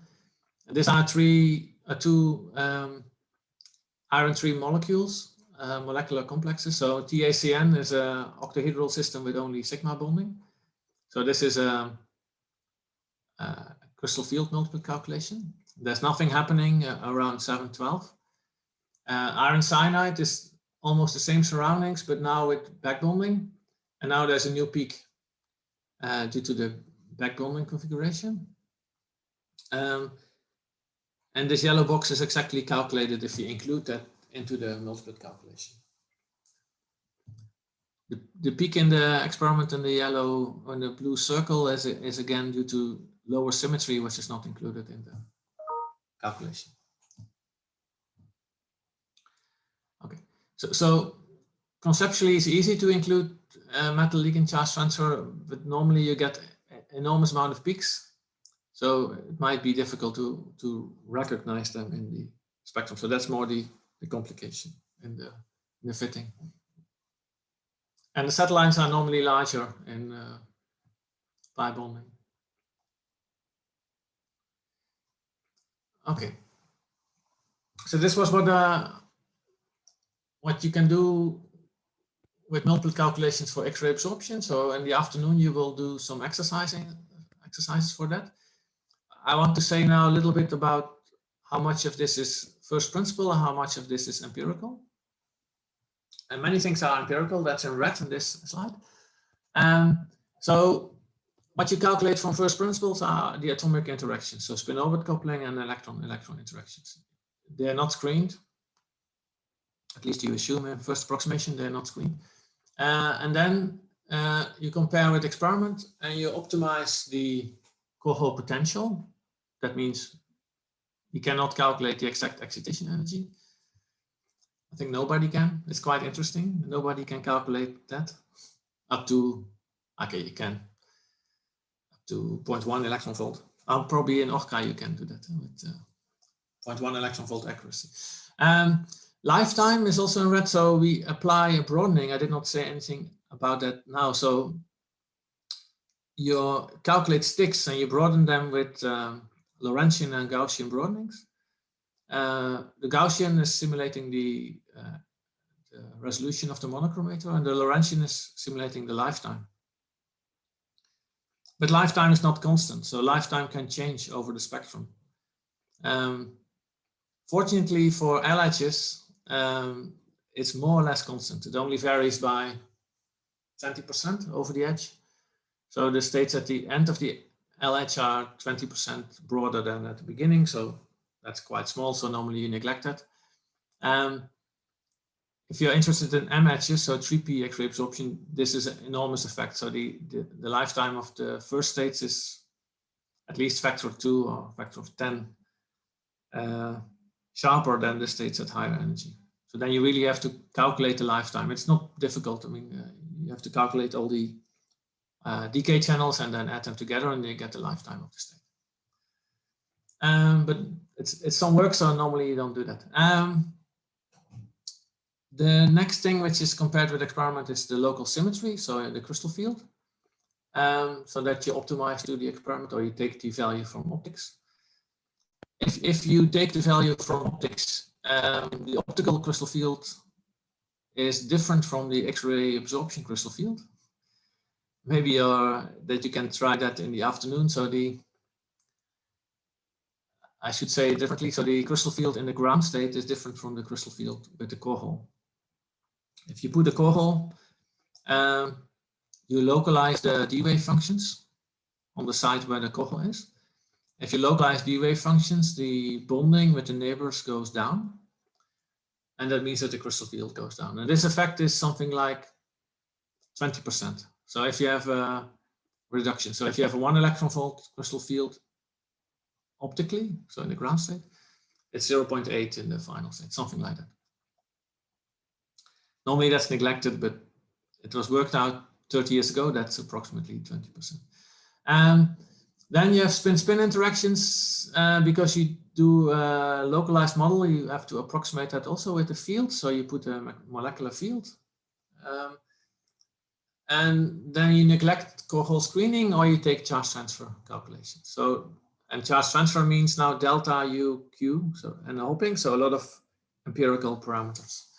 So you see that there are a lot of parameters. You can do first principle multiplet calculation, and then some of these red parameters turn into orange or green. Maybe I should put also the potential to orange, because nowadays you can calculate excitation energy relatively correctly. The lifetime you can calculate is just a lot of work, so that's why it's not done typically. And the local symmetry you can nicely calculate with density functional and then project. It's not trivial, but it's possible. Spin-spin interactions you can also calculate and then project, in simple cases at least. And the core hole screening you can also calculate and then apart from the charge transfer energy project. So you can do many things now from first principles. On On the next slide, I gave an overview of all the multiplet codes. We just finished the paper with all the authors. So we wrote the paper with 33 authors on all the first principle codes for 2p X-ray absorption. And I apologize that some are missing. Very short, so if you do solids, very popular code is Quanti, of course, by Maurits Haverkort. So that's the basis also of CRISPy. Marius will probably say more about that in the afternoon. So then you start with the band structure calculation. Doesn't matter which code you use for that, as long as you get something out. You project that to localized functions, and on the localized functions you do your multiplet calculation. That's done by Maurits Haverkort and Robert Green. Atsushi Ariki in Osaka is exactly the same, or not exactly the same, but a very similar program to do the same thing. He focuses more on photo emission, but the principle is the same idea. I think this is the best approach for solids at the moment. You can start from a cluster at the beginning, so you can do cluster density functional theory for solids, and that's done by Ikeno in Osaka, different group, and by 2 groups in Switzerland with complicated names. And then molecules, you can switch to real space, and then you can do restricted active space CI. So that's done in Uppsala, Rostock, and Stockholm, for example. And then tomorrow, I'm sure Frank Neese will talk about all the ORCA options, so restricted open shell CI and multi-reference. So that's, I think, Marius is more expert on that. So I think the most exact at the moment, but you really need a big calculation to do those calculations. It would be nice to have a really first principle calculation on solids, and then the obvious thing to do would be time-dependent density functional and beta salpeter, which are, because then they are used for the LH, for the KHs, so it would be nice to use them also for LHs. That doesn't work. The reason it doesn't work is that an LH is not a single hole, single electron excitation. So it's dominated by multi-electron effects. So that you can, all these multiplet states are effectively multi-electron effects, multi-electron excitations, because more than one electron changes its position, its state position. And that's why time-dependent DFT and beta salpeter do not work for LHs, or not perfectly at least. But they're getting closer. I forgot some names, like Tom's name. But Yves Joly is doing time-dependent DFT on solids. John Rear, Eric Shirley are doing beta salpeter, many people more. And Peter Kruger has a very nice approach, which is multi-channel multiple scattering, which also works quite nice. So I say they do not work, but they do not work for open shell systems. Okay, I should specify they do not work for high spin open shell systems. If you have a low spin system or a titanium oxide, for example, empty D shell, then time-dependent DFT and beta salpeter work very nicely. And then you can do first principle calculations. Okay. If you're interested in an overview of these codes in the mathematical sense, then you can send me an email. I'll send you the preprint of the paper on this. Okay, that's what I wanted to say on X-ray absorption. And now I would like to say something on RIGS, also because we understand RIGS better and better. That also means that we see new things in X-ray absorption, which were invisible in X-ray absorption itself, but become visible if you do resonant inelastic X-ray scattering. And I start very simple, core RIGS, which you can do by hand. And then I switch to covalence RIGS, which is the more interesting experiment. So resonant inelastic X-ray scattering, I always present in the following way. So you have vibrations, electronic excitations, and core excitations in the ground state. So in infrared, you look at vibrations, in optical UV vis, you look at electronic excitations, and with X-rays at core excitations. Now you can do resonant Raman in the optical range. So then you look with optical excitation to vibrations, for example. And then you can do the X-ray version of resonant Raman. You can call it resonant X-ray Raman scattering, or you can call it resonant inelastic X-ray scattering. It's the same thing. So you come in with the photon with energy 1, and you go out with the photon with energy 2, which is lower, or except for anti-Stokes. This is an example, cobalt oxide X-ray absorption spectrum. So you have all your multiplet lines. You put the monochromator at this peak, you measure Rix, and then you see your optical spectrum. The 0 is the elastic line. There's a tail on the elastic line that's magnons and phonons. And then 1 electron volt is the DD excitations, and there's also DD excitations. The nice thing about Rix, if you compare it with optics, is that it's dipole allowed somehow. It's 2p, 3d, 3d, 2p, so dipole, dipole. So all your DD excitations are dipole allowed. So you see essentially all your DD excitations. Charge transfer you hardly see because it's again self-screened, so that's very weak charge transfer. It's different from optics because then DD are not allowed by dipole selection rules. Rix has at least 4 names in literature: resonant inelastic X-ray scattering, resonant X-ray Raman scattering, to show the analogy to resonant Raman scattering. You can also call it resonant X-ray emission because you do X-ray emission resonant at the core level. Or if you want to make the comparison to an electron microscope, electron energy loss spectroscopy, you can call it resonant X-ray energy loss spectroscopy. Maybe if you want to do a fancy experiment, it's a difficult experiment, but I just say it every time in the talks I give. So at the moment, Rix, as you will see later in my talk, have a big problem that the momentum transfer you can reach with soft X-rays is not enough to reach the whole Brillouin zone. So you cannot go to the interesting part of the Brillouin zone. You can do that with electrons very easily. But then you would have to do resonant electron energy loss spectroscopy. So it's possible, but it's difficult. But if somebody would like to do that, that would be very nice. You get very nice spectra. Okay, you need to do energy loss with low energy electrons, which is a nightmare experimentally, but very powerful for the information.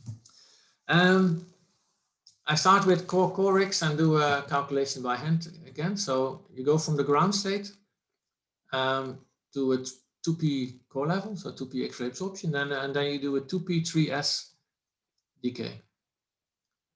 And I do that on calcium fluoride. So the ground state is D0, that's one state. The X-ray absorption has 7 peaks, 2p5 3d1. I did that in the first hour. In the final state, you have 3s1 3d1, so there are 4 states. 3s1 3d1 is split by the exchange interaction between S and D, and the spin up, the difference between triplet and singlet. So there are 4 peaks. So the calculation goes quite simple. So the ground state D0, you calculate that. You calculate intermediate state 2p5 3d1. You calculate the final state 3s1 3d1, and you put them into the equation for Rix, which is the Kramers-Heisenberg equation. So you start from the ground state, go to the intermediate state with the dipole, and then from the intermediate state with the dipole to the final state. This is interference effects. So if 2 states are close together, they interfere. And then you have Lorentzian broadening and Gaussian broadening. And then you can calculate your Rix plane from the multiplet code, and you can also do that with CRISPy. You get the following. Atomically, you had three states again. So for D0, that go from singlet S0 to 3 intermediate states. With the crystal field to 7 states. So you do this calculation, and then you do the calculation from this T1 state, 2p5 3d1 to 3s1 3d1. So you calculate all the multiplets, you go from T1, and now the dipole selection rule is again T1. So your selection rule is T1 multiplied by T1. So the final state must have T1, T2, E, or A1 symmetry. So everything except 1 is now visible. This is a 7 by 7 matrix, so you can almost calculate this by hand. And then you get this as a result. So I did this calculation when I was a postdoc in Paris, sitting next to the synchrotron, but doing calculations. This is the excitation energy. This is a 2p core level of calcium. And then this is the emission energy. So you have a very nice landscape with peaks due to excitation and decay, and you can make all kinds of cross sections to learn things about your system. So this is very nice for calculations, maybe not the nicest for getting useful information, because then it's much more interesting to look at the valence band excitation. So to do core valence RICs, idea is the same. So you go from the ground state to your core state and back to a DD excitation or back to a low energy excitation. That can be a magnon or a phonon or spin orbit excitation also. X-ray absorption, you choose a specific state and then you measure your RIC spectrum, or you measure the complete two-dimensional RICs plane, but it takes quite some time to actually measure the RIC spectra. So typically you choose one energy or two energies for the absorption, and then you measure your RIC spectrum. Depends what you want to find out. So calculation, your ground state is now the starting point, and it's also the end point. So your DN configuration for elastic scattering. Inelastic scattering can be DD excitations, charge transfer excitations, magnons if you include exchange fields, or phonons if you include phonons. And the intermediate state is the core excited state. You put the excitation and decay matrix element in the Kramers-Heisenberg equation and you get your spectrum. So the first calculation I did on RICs was on nickel oxide. Then I was postdoc with George Sawatsky, and if you're a postdoc with George Sawatsky, the first system you start with is nickel oxide. So we did 2p3d RICs theoretically on nickel oxide. So nickel oxide is antiferromagnetic. The blue nickels are spin up and the green ones are spin down. So a certain spin up nickel has 6 nearest neighbors which are spin down. Make a core excitation and then it decays. After the decay, it can come back to a spin flipped state. So where the 2 spins of the local 3D8 system are both flipped. That's possible because the intermediate state has very strong spin orbit coupling. So the 2p spin orbit coupling is very large. So the intermediate state has no memory of spin. It only knows about J, and then it can go back to the ground state, or it can go to the spin flipped state. If this happens, if the final state has 2 spins flipped, the energy will be different. So this will not be the elastic peak, but this will be 2 times the magnon energy, 2 times the spin flip energy in nickel oxide. This is a calculation from 23 years ago. At that time, the resolution of a RICS beamline was 1 electron volt. So you could not see anything. You could barely see the DD excitation. Nowadays, the resolution is 20 milli-electron volts, so you can actually see everything, which is shown here, and even more. You can see phonons, which are not included. On the vertical axis is the X-ray absorption, so that's the starting point. And then the cross-section is every time the RICS spectrum. So if you excite before the edge, you see the elastic line and the DD excitation. If you excite exactly at the edge, you see the same. but if you excite at the satellite, you see the elastic line and you see the spin flip excitation. Actually, this is the two spin flip excitation. This is the state where you flip one spin. This is the state where you flip two spins. You see that for the ground state, but also for all the DD states. There are two ways in literature of calling states spin flip. One is delta ms quantum number is changed by 1. So that's what I mean. You can also say delta s changes. So you go from triplet to singlet. You can also call that spin flip, but that's much higher energy. So I will only consider now cases where delta ms is flipped. And then a question comes up. I mean, this is just a calculation, so we did not do the experiment at that time. Is this peak due to a 2 spin flip excitation or a 2 Magnon excitation? Yeah. They are different because a 2 Magnon excitation is 2 delocalized flips of spin in nickel oxide. 2 spin flip excitation is 2 flips of spin on the same nickel atom. So one is local, the other is delocalized. It took some years to solve that. No, I don't see it on my screen. I don't know.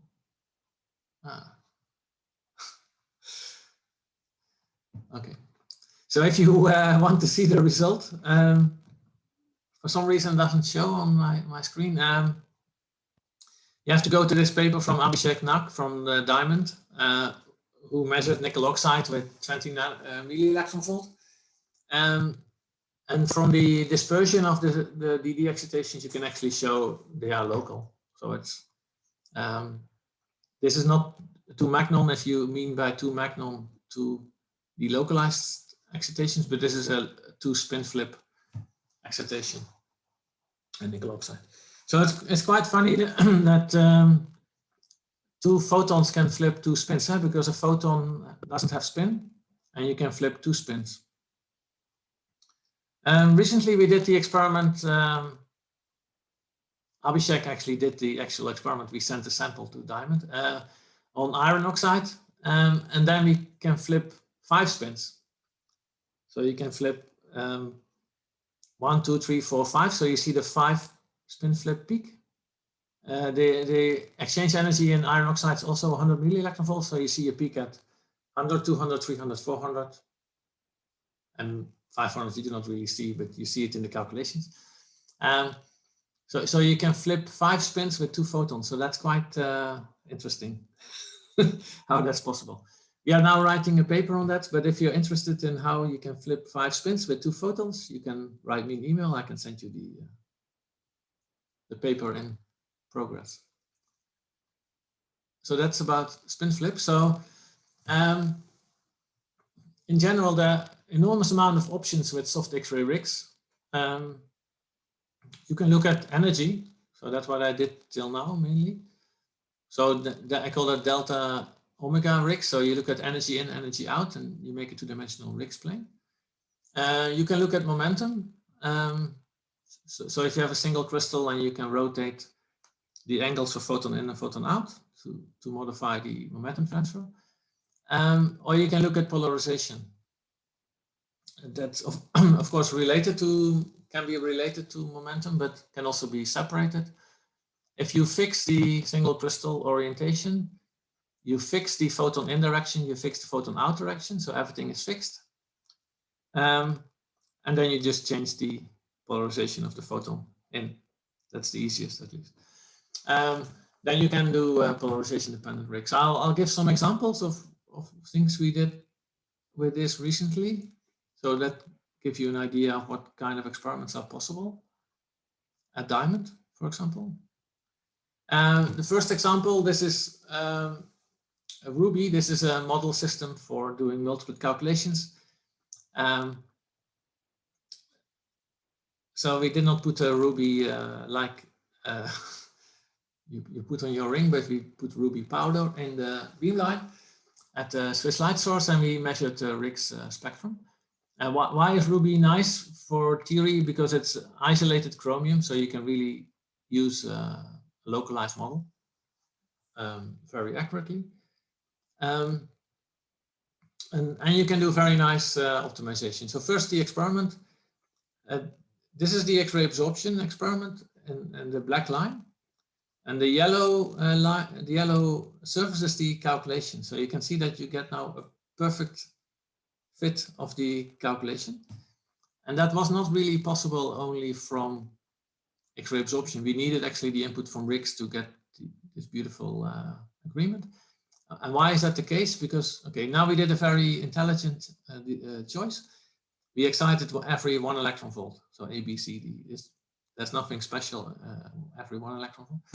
And then by accident, so we found out that if you excited energy D, you see the spin allowed peaks. So these are the same peaks as in optics. So this is from the quartet ground state to quartet state. If you excited position E, you go to the duplet state. So you see a new peak in the RIGS, which is not there in optics. It's there, but it's very weak because that's a spin forbidden transition.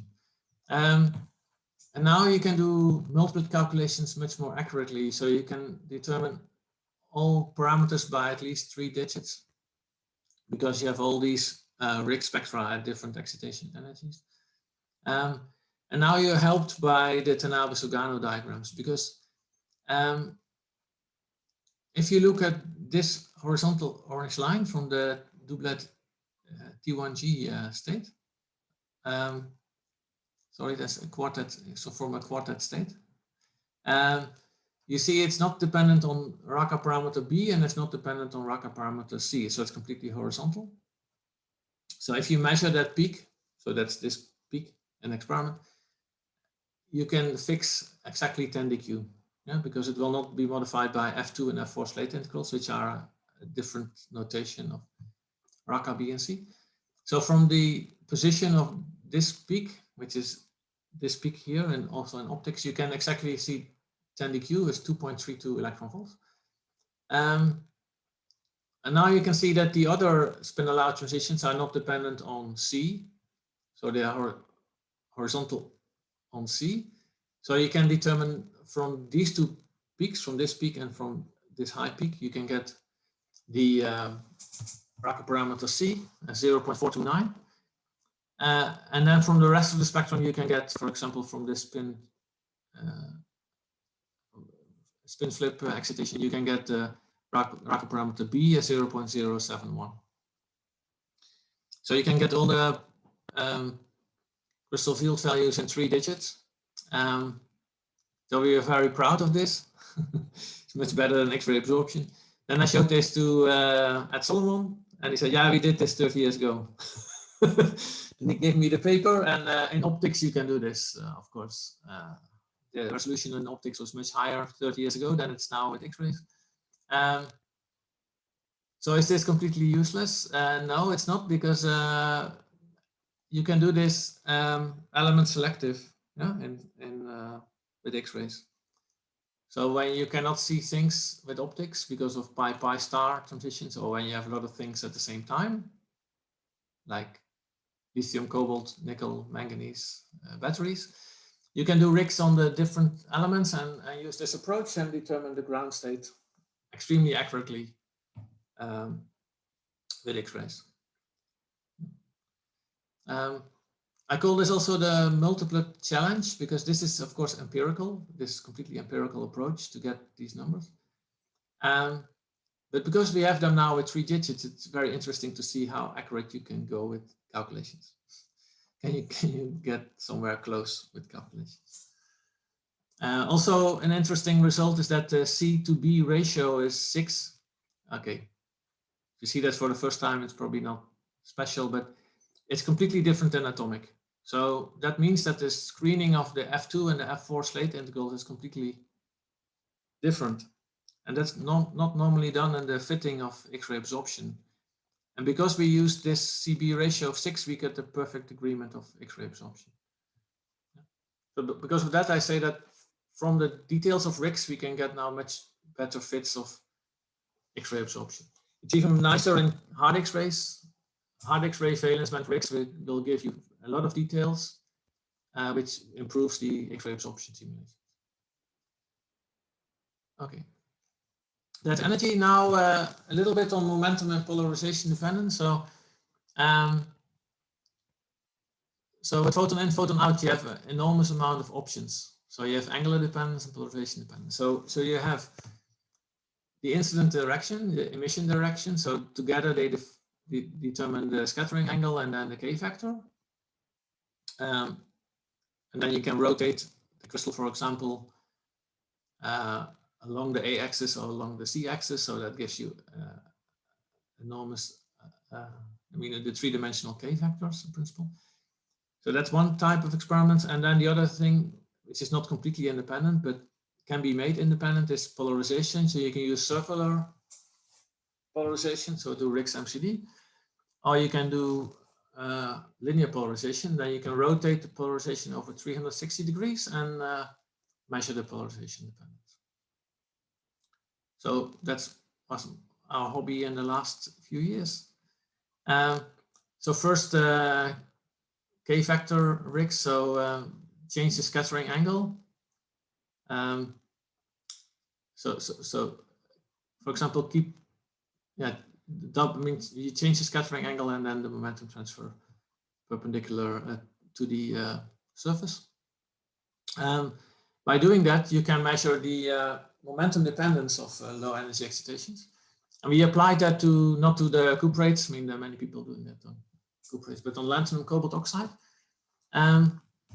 Because lanthanum cobalt oxide is a low spin at low temperature and high spin at high temperature, but is it really low spin? So the question is the following. So the ground state is low spin, the high spin is very close, and the intermediate spin is a little bit higher, but still at only a 300 millielectron volt. And the intermediate spin state is very strongly coupled to the low spin state. So you can see that here. So this is low spin, T2G is filled. Intermediate spin is one electron is excited from T2G to EG. Now you can hop EG and at the same time T2G from low spin to intermediate spin. And this hopping automatically means that you have a large dispersion in your band structure. If the dispersion gets larger than the energy separation, then you get at some point an intermediate spin ground state. And then you have an excitonic insulator. So you have a phase transition to an excitonic insulator. So this is a theory by Jan CONEXS from, and then we did RIX experiments and Q-dependent calculations. You can do them with Quanti, but not with the CRISPy interface. So you have to directly use Quanti and include the momentum effects. This is the this is the density of states. This is the RIX, and these are the experiments. We did 4 K points, and then we followed these 2 lines. So this line, it looks like the calculation nicely reproduces the experiment. These are experiments from Taiwan, from the Taiwan synchrotron. Later, we repeated them at ESRF with higher resolution, and we got better data, but okay, I used the old slide. So you get a confirmation of the dispersion of your intermediate spin state. So this is the K dependence of the intermediate spin excitation. And in this calculation, at the R point, the intermediate spin becomes the ground state. So the obvious question is, why didn't you measure at the R point? And that's impossible, because the momentum transfer is too large for soft X-rays. So you cannot get there with your angles. There are 2 solutions. One is hard X-rays, but you have to do valence band RIX with hard X-rays with 20 millielectron volt resolution. It's quadruple. So in short, it's impossible, I think. And the other solution is resonant electron energy loss spectroscopy. So resonant electron RIX or IX, I don't know how to pronounce it. That's theoretically possible, but you need a machine to do that. There's at least one in the world, but I did not convince them yet to do the experiment. Maybe if you're familiar to angle resolved photoemission, this is different because this is not the single particle density of states. This is the electron hole density of states. So this is the excitations from the ground state to the final state. So these are DD excitations. So you see the dispersions of the DD excitations in the system. So it's a neutral excitation. But it's relatively straightforward to calculate coupled to the multiplet calculations. I mean, relatively straightforward. I mean, you need to do the density functional calculation and couple it to the multiplet calculation. Okay. And as a last example, polarization dependence. So I had a PhD student, Heba El Nagasi, did a lot of polarization dependent studies on magnetite for 4 years, actually 5 years, with a lot of very interesting results. So the experiment is the following. So we keep the energy, the incident angle, the emission angle, and the sample orientation fixed. So everything is fixed. And we only change polarization. So we use circular polarization and linear polarization. If you do that, you can use a local model, and that works quite nicely. This is the first experiment we did RIX, so RIX MCD. So we do the MCD experiment on magnetite that has been published many times. So you have 3 different sites. I mean, 2 different valencies and 2 different sites, so three different irons. You can now one by one do the RIX. If you do the RIX of the tetrahedral one, you get the spin flip excitation.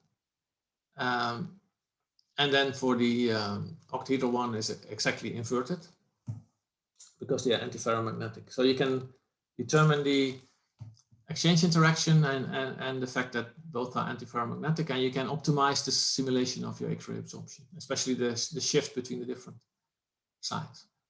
But I think a much nicer experiment is linear dichroism. Then we had everything fixed, rotate the polarization of the X-ray beam. Look at the elastic line as a function of angle from 0 to 180, and look at the spin flip excitation. It's quite funny. So there's an intensity variation in the elastic line, and there's an intensity variation in the spin flip. And from that intensity variation, we try to.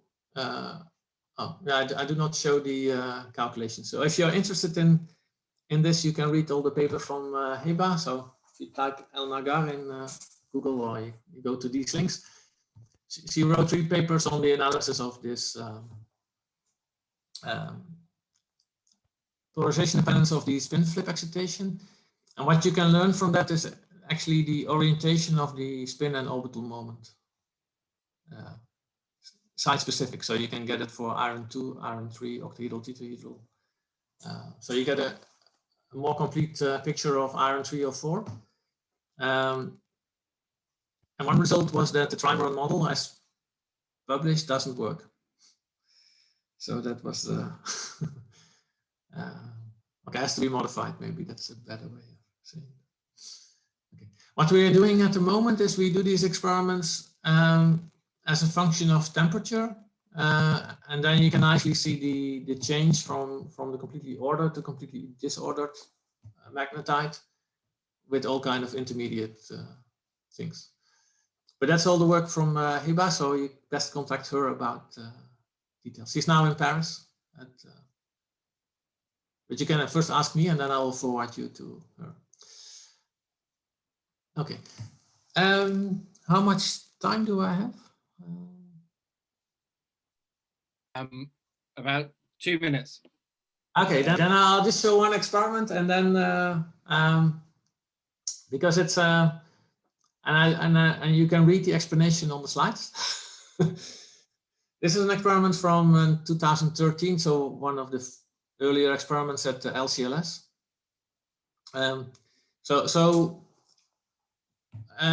Sometimes you cannot measure your sample at the synchrotron because the pulse length of the synchrotron is too long.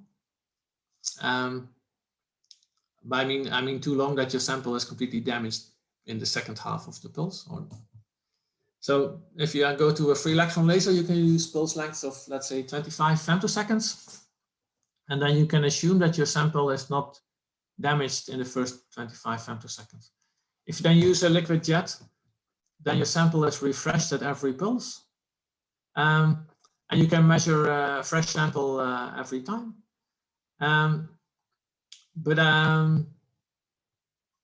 The easiest way, or maybe it's not the only way, but by far the easiest way is to do fluorescence yield. So you come in with your photon beam from the LCLS. You have your liquid jet, you shoot through the liquid jet. You also have, and then you measure your fluorescence at 90 degrees scattering. So you do fluorescence yield X-ray absorption. So they did that in 2011, I think already, 2012. And then they measured this. So they had a transmission experiment, or electron yield, actually, at the synchrotron, that's the blue spectrum. And now you have the fluorescence yield at the free electron laser, and that's the red spectrum. So something goes wrong. So the initial idea, maybe the first, you think, it's saturated. So there's always saturation in fluorescence yield. So if saturation compresses the high intensity peaks, so if you compress peak B, then C, D, E, F, G, that all makes sense, so they all become higher. But there's a problem, peak A disappears in fluorescence yield. So it's not saturation. So it's not saturated at all. The problem is that fluorescence yield does not measure X-ray absorption. And the reason is that every state, every multiplet state which you excite has a different decay. So the ratio between radiative and non-radiative decay, so the ratio between Auger and fluorescence changes state by state. So what you actually measure is the integral of your RIX. So it's the integrated RIX spectrum, which is the partial fluorescence yield. And it turns out that peaks at the beginning of the spectrum have almost no fluorescence, and the peaks at the L2 edge and at the end have much higher fluorescence. So if you calculate that, okay, I calculated that already for a different reason in 1994. And this is nickel oxide again. The blue line is the Auger, so it's more or less energy independent. Because of this blue line being more or less constant, you use a constant lifetime broadening for the L edges. L2 is, there's costochronic, so there's much higher broadening, but that's not included in this calculation. But the red line is the fluorescence. So you see that the fluorescence is a factor 4 higher than at the end of the spectrum than at the beginning. So that means that the peaks at the beginning of your spectrum are reduced, so they almost disappear. And the peaks at the end of the spectrum are enhanced. Okay. And if you do the calculation, you get exactly this result back. Yeah, so this is just a warning that if you use fluorescence yield, it's not X-ray absorption, but I think CRISPy has a button now. Maybe Marius can confirm that. Fluorescence yield. And then if you click that button, then the program automatically calculates the fluorescence yield. By calculating the RIX. And is that the case, Marius? Not yet. Not yet. Yeah, because it's not so easy, because it's a RIX experiment, so it's dependent on angle in, angle out, polarization in, polarization out. So there are enormous amount of degrees of freedom.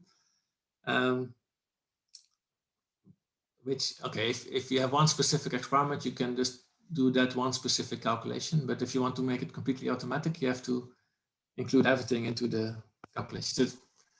But in principle, it's possible to calculate that. So you get a nice difference between fluorescence yield and X-ray absorption. So on the one hand, that's not nice that you do not measure exactly X-ray absorption, but actually you measure something which is more interesting, I think, than X-ray absorption. That's the integrated RIX spectrum. Okay, that's what I wanted to tell.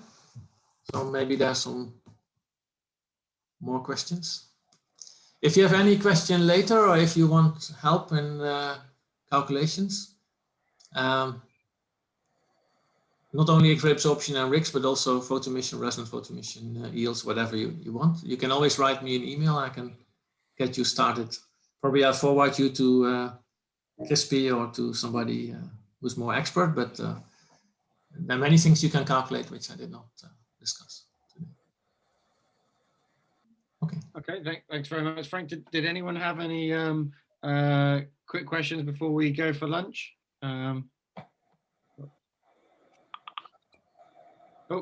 Mike. Hi, thanks, Frank. So I had a question about what you were calling a spin 5 flip in iron oxide.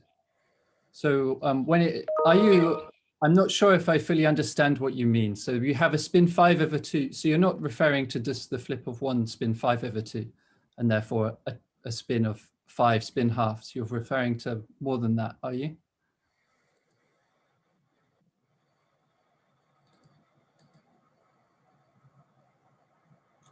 I can't hear you. And you're mute. Yeah, I will show you what I mean. That's maybe the easiest. So what you see is the Magnon energy of iron oxide is 100 millielectron volts. So you see a peak at 100 millielectron volt, at 200, at I don't. Are you sharing your screen right now? No, not yet. I'm looking for sorry. Okay.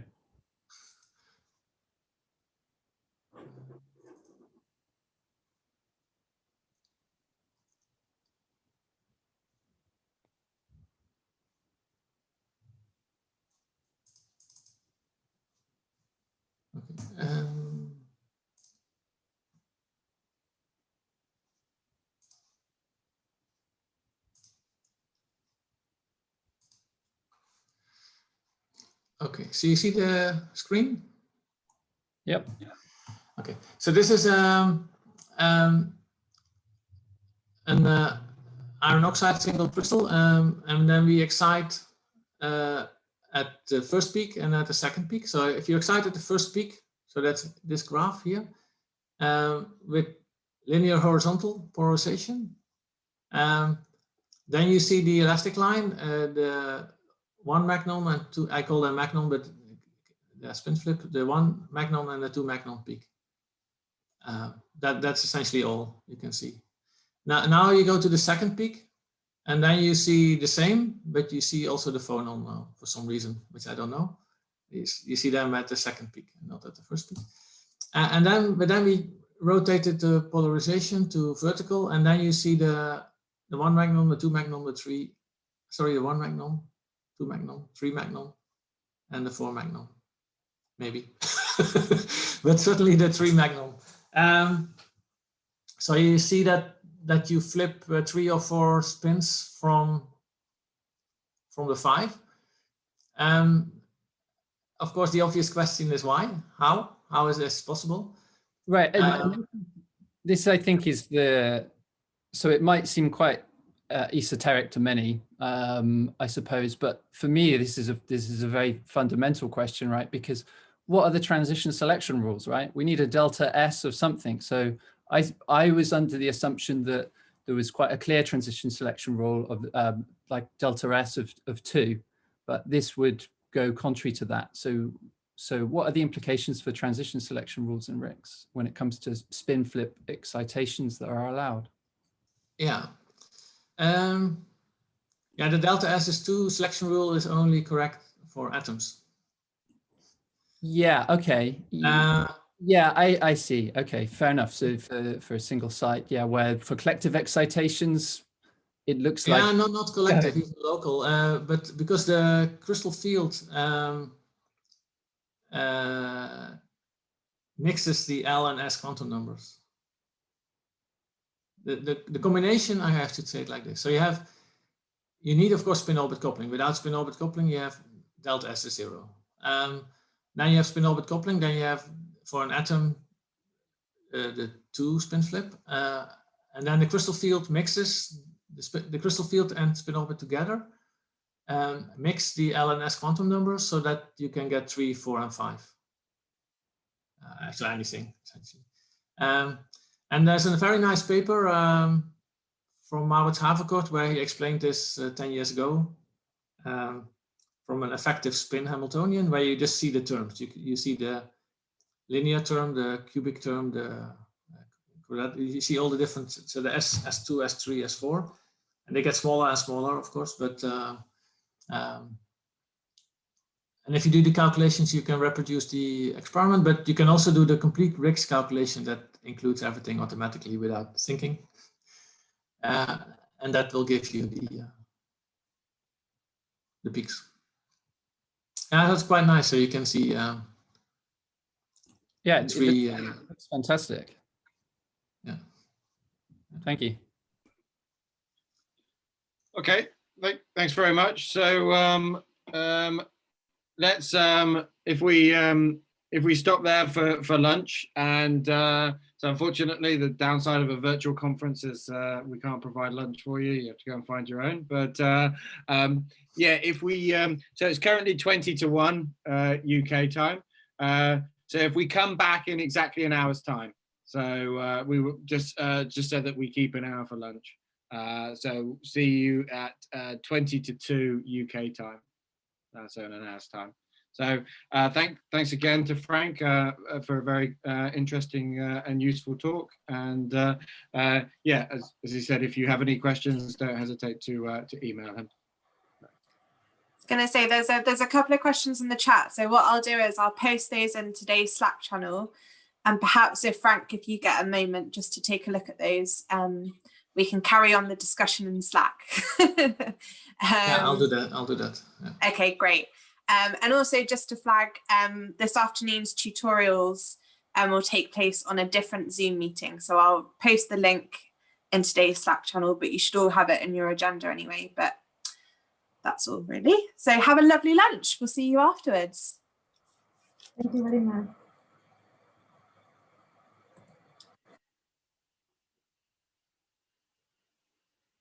Okay.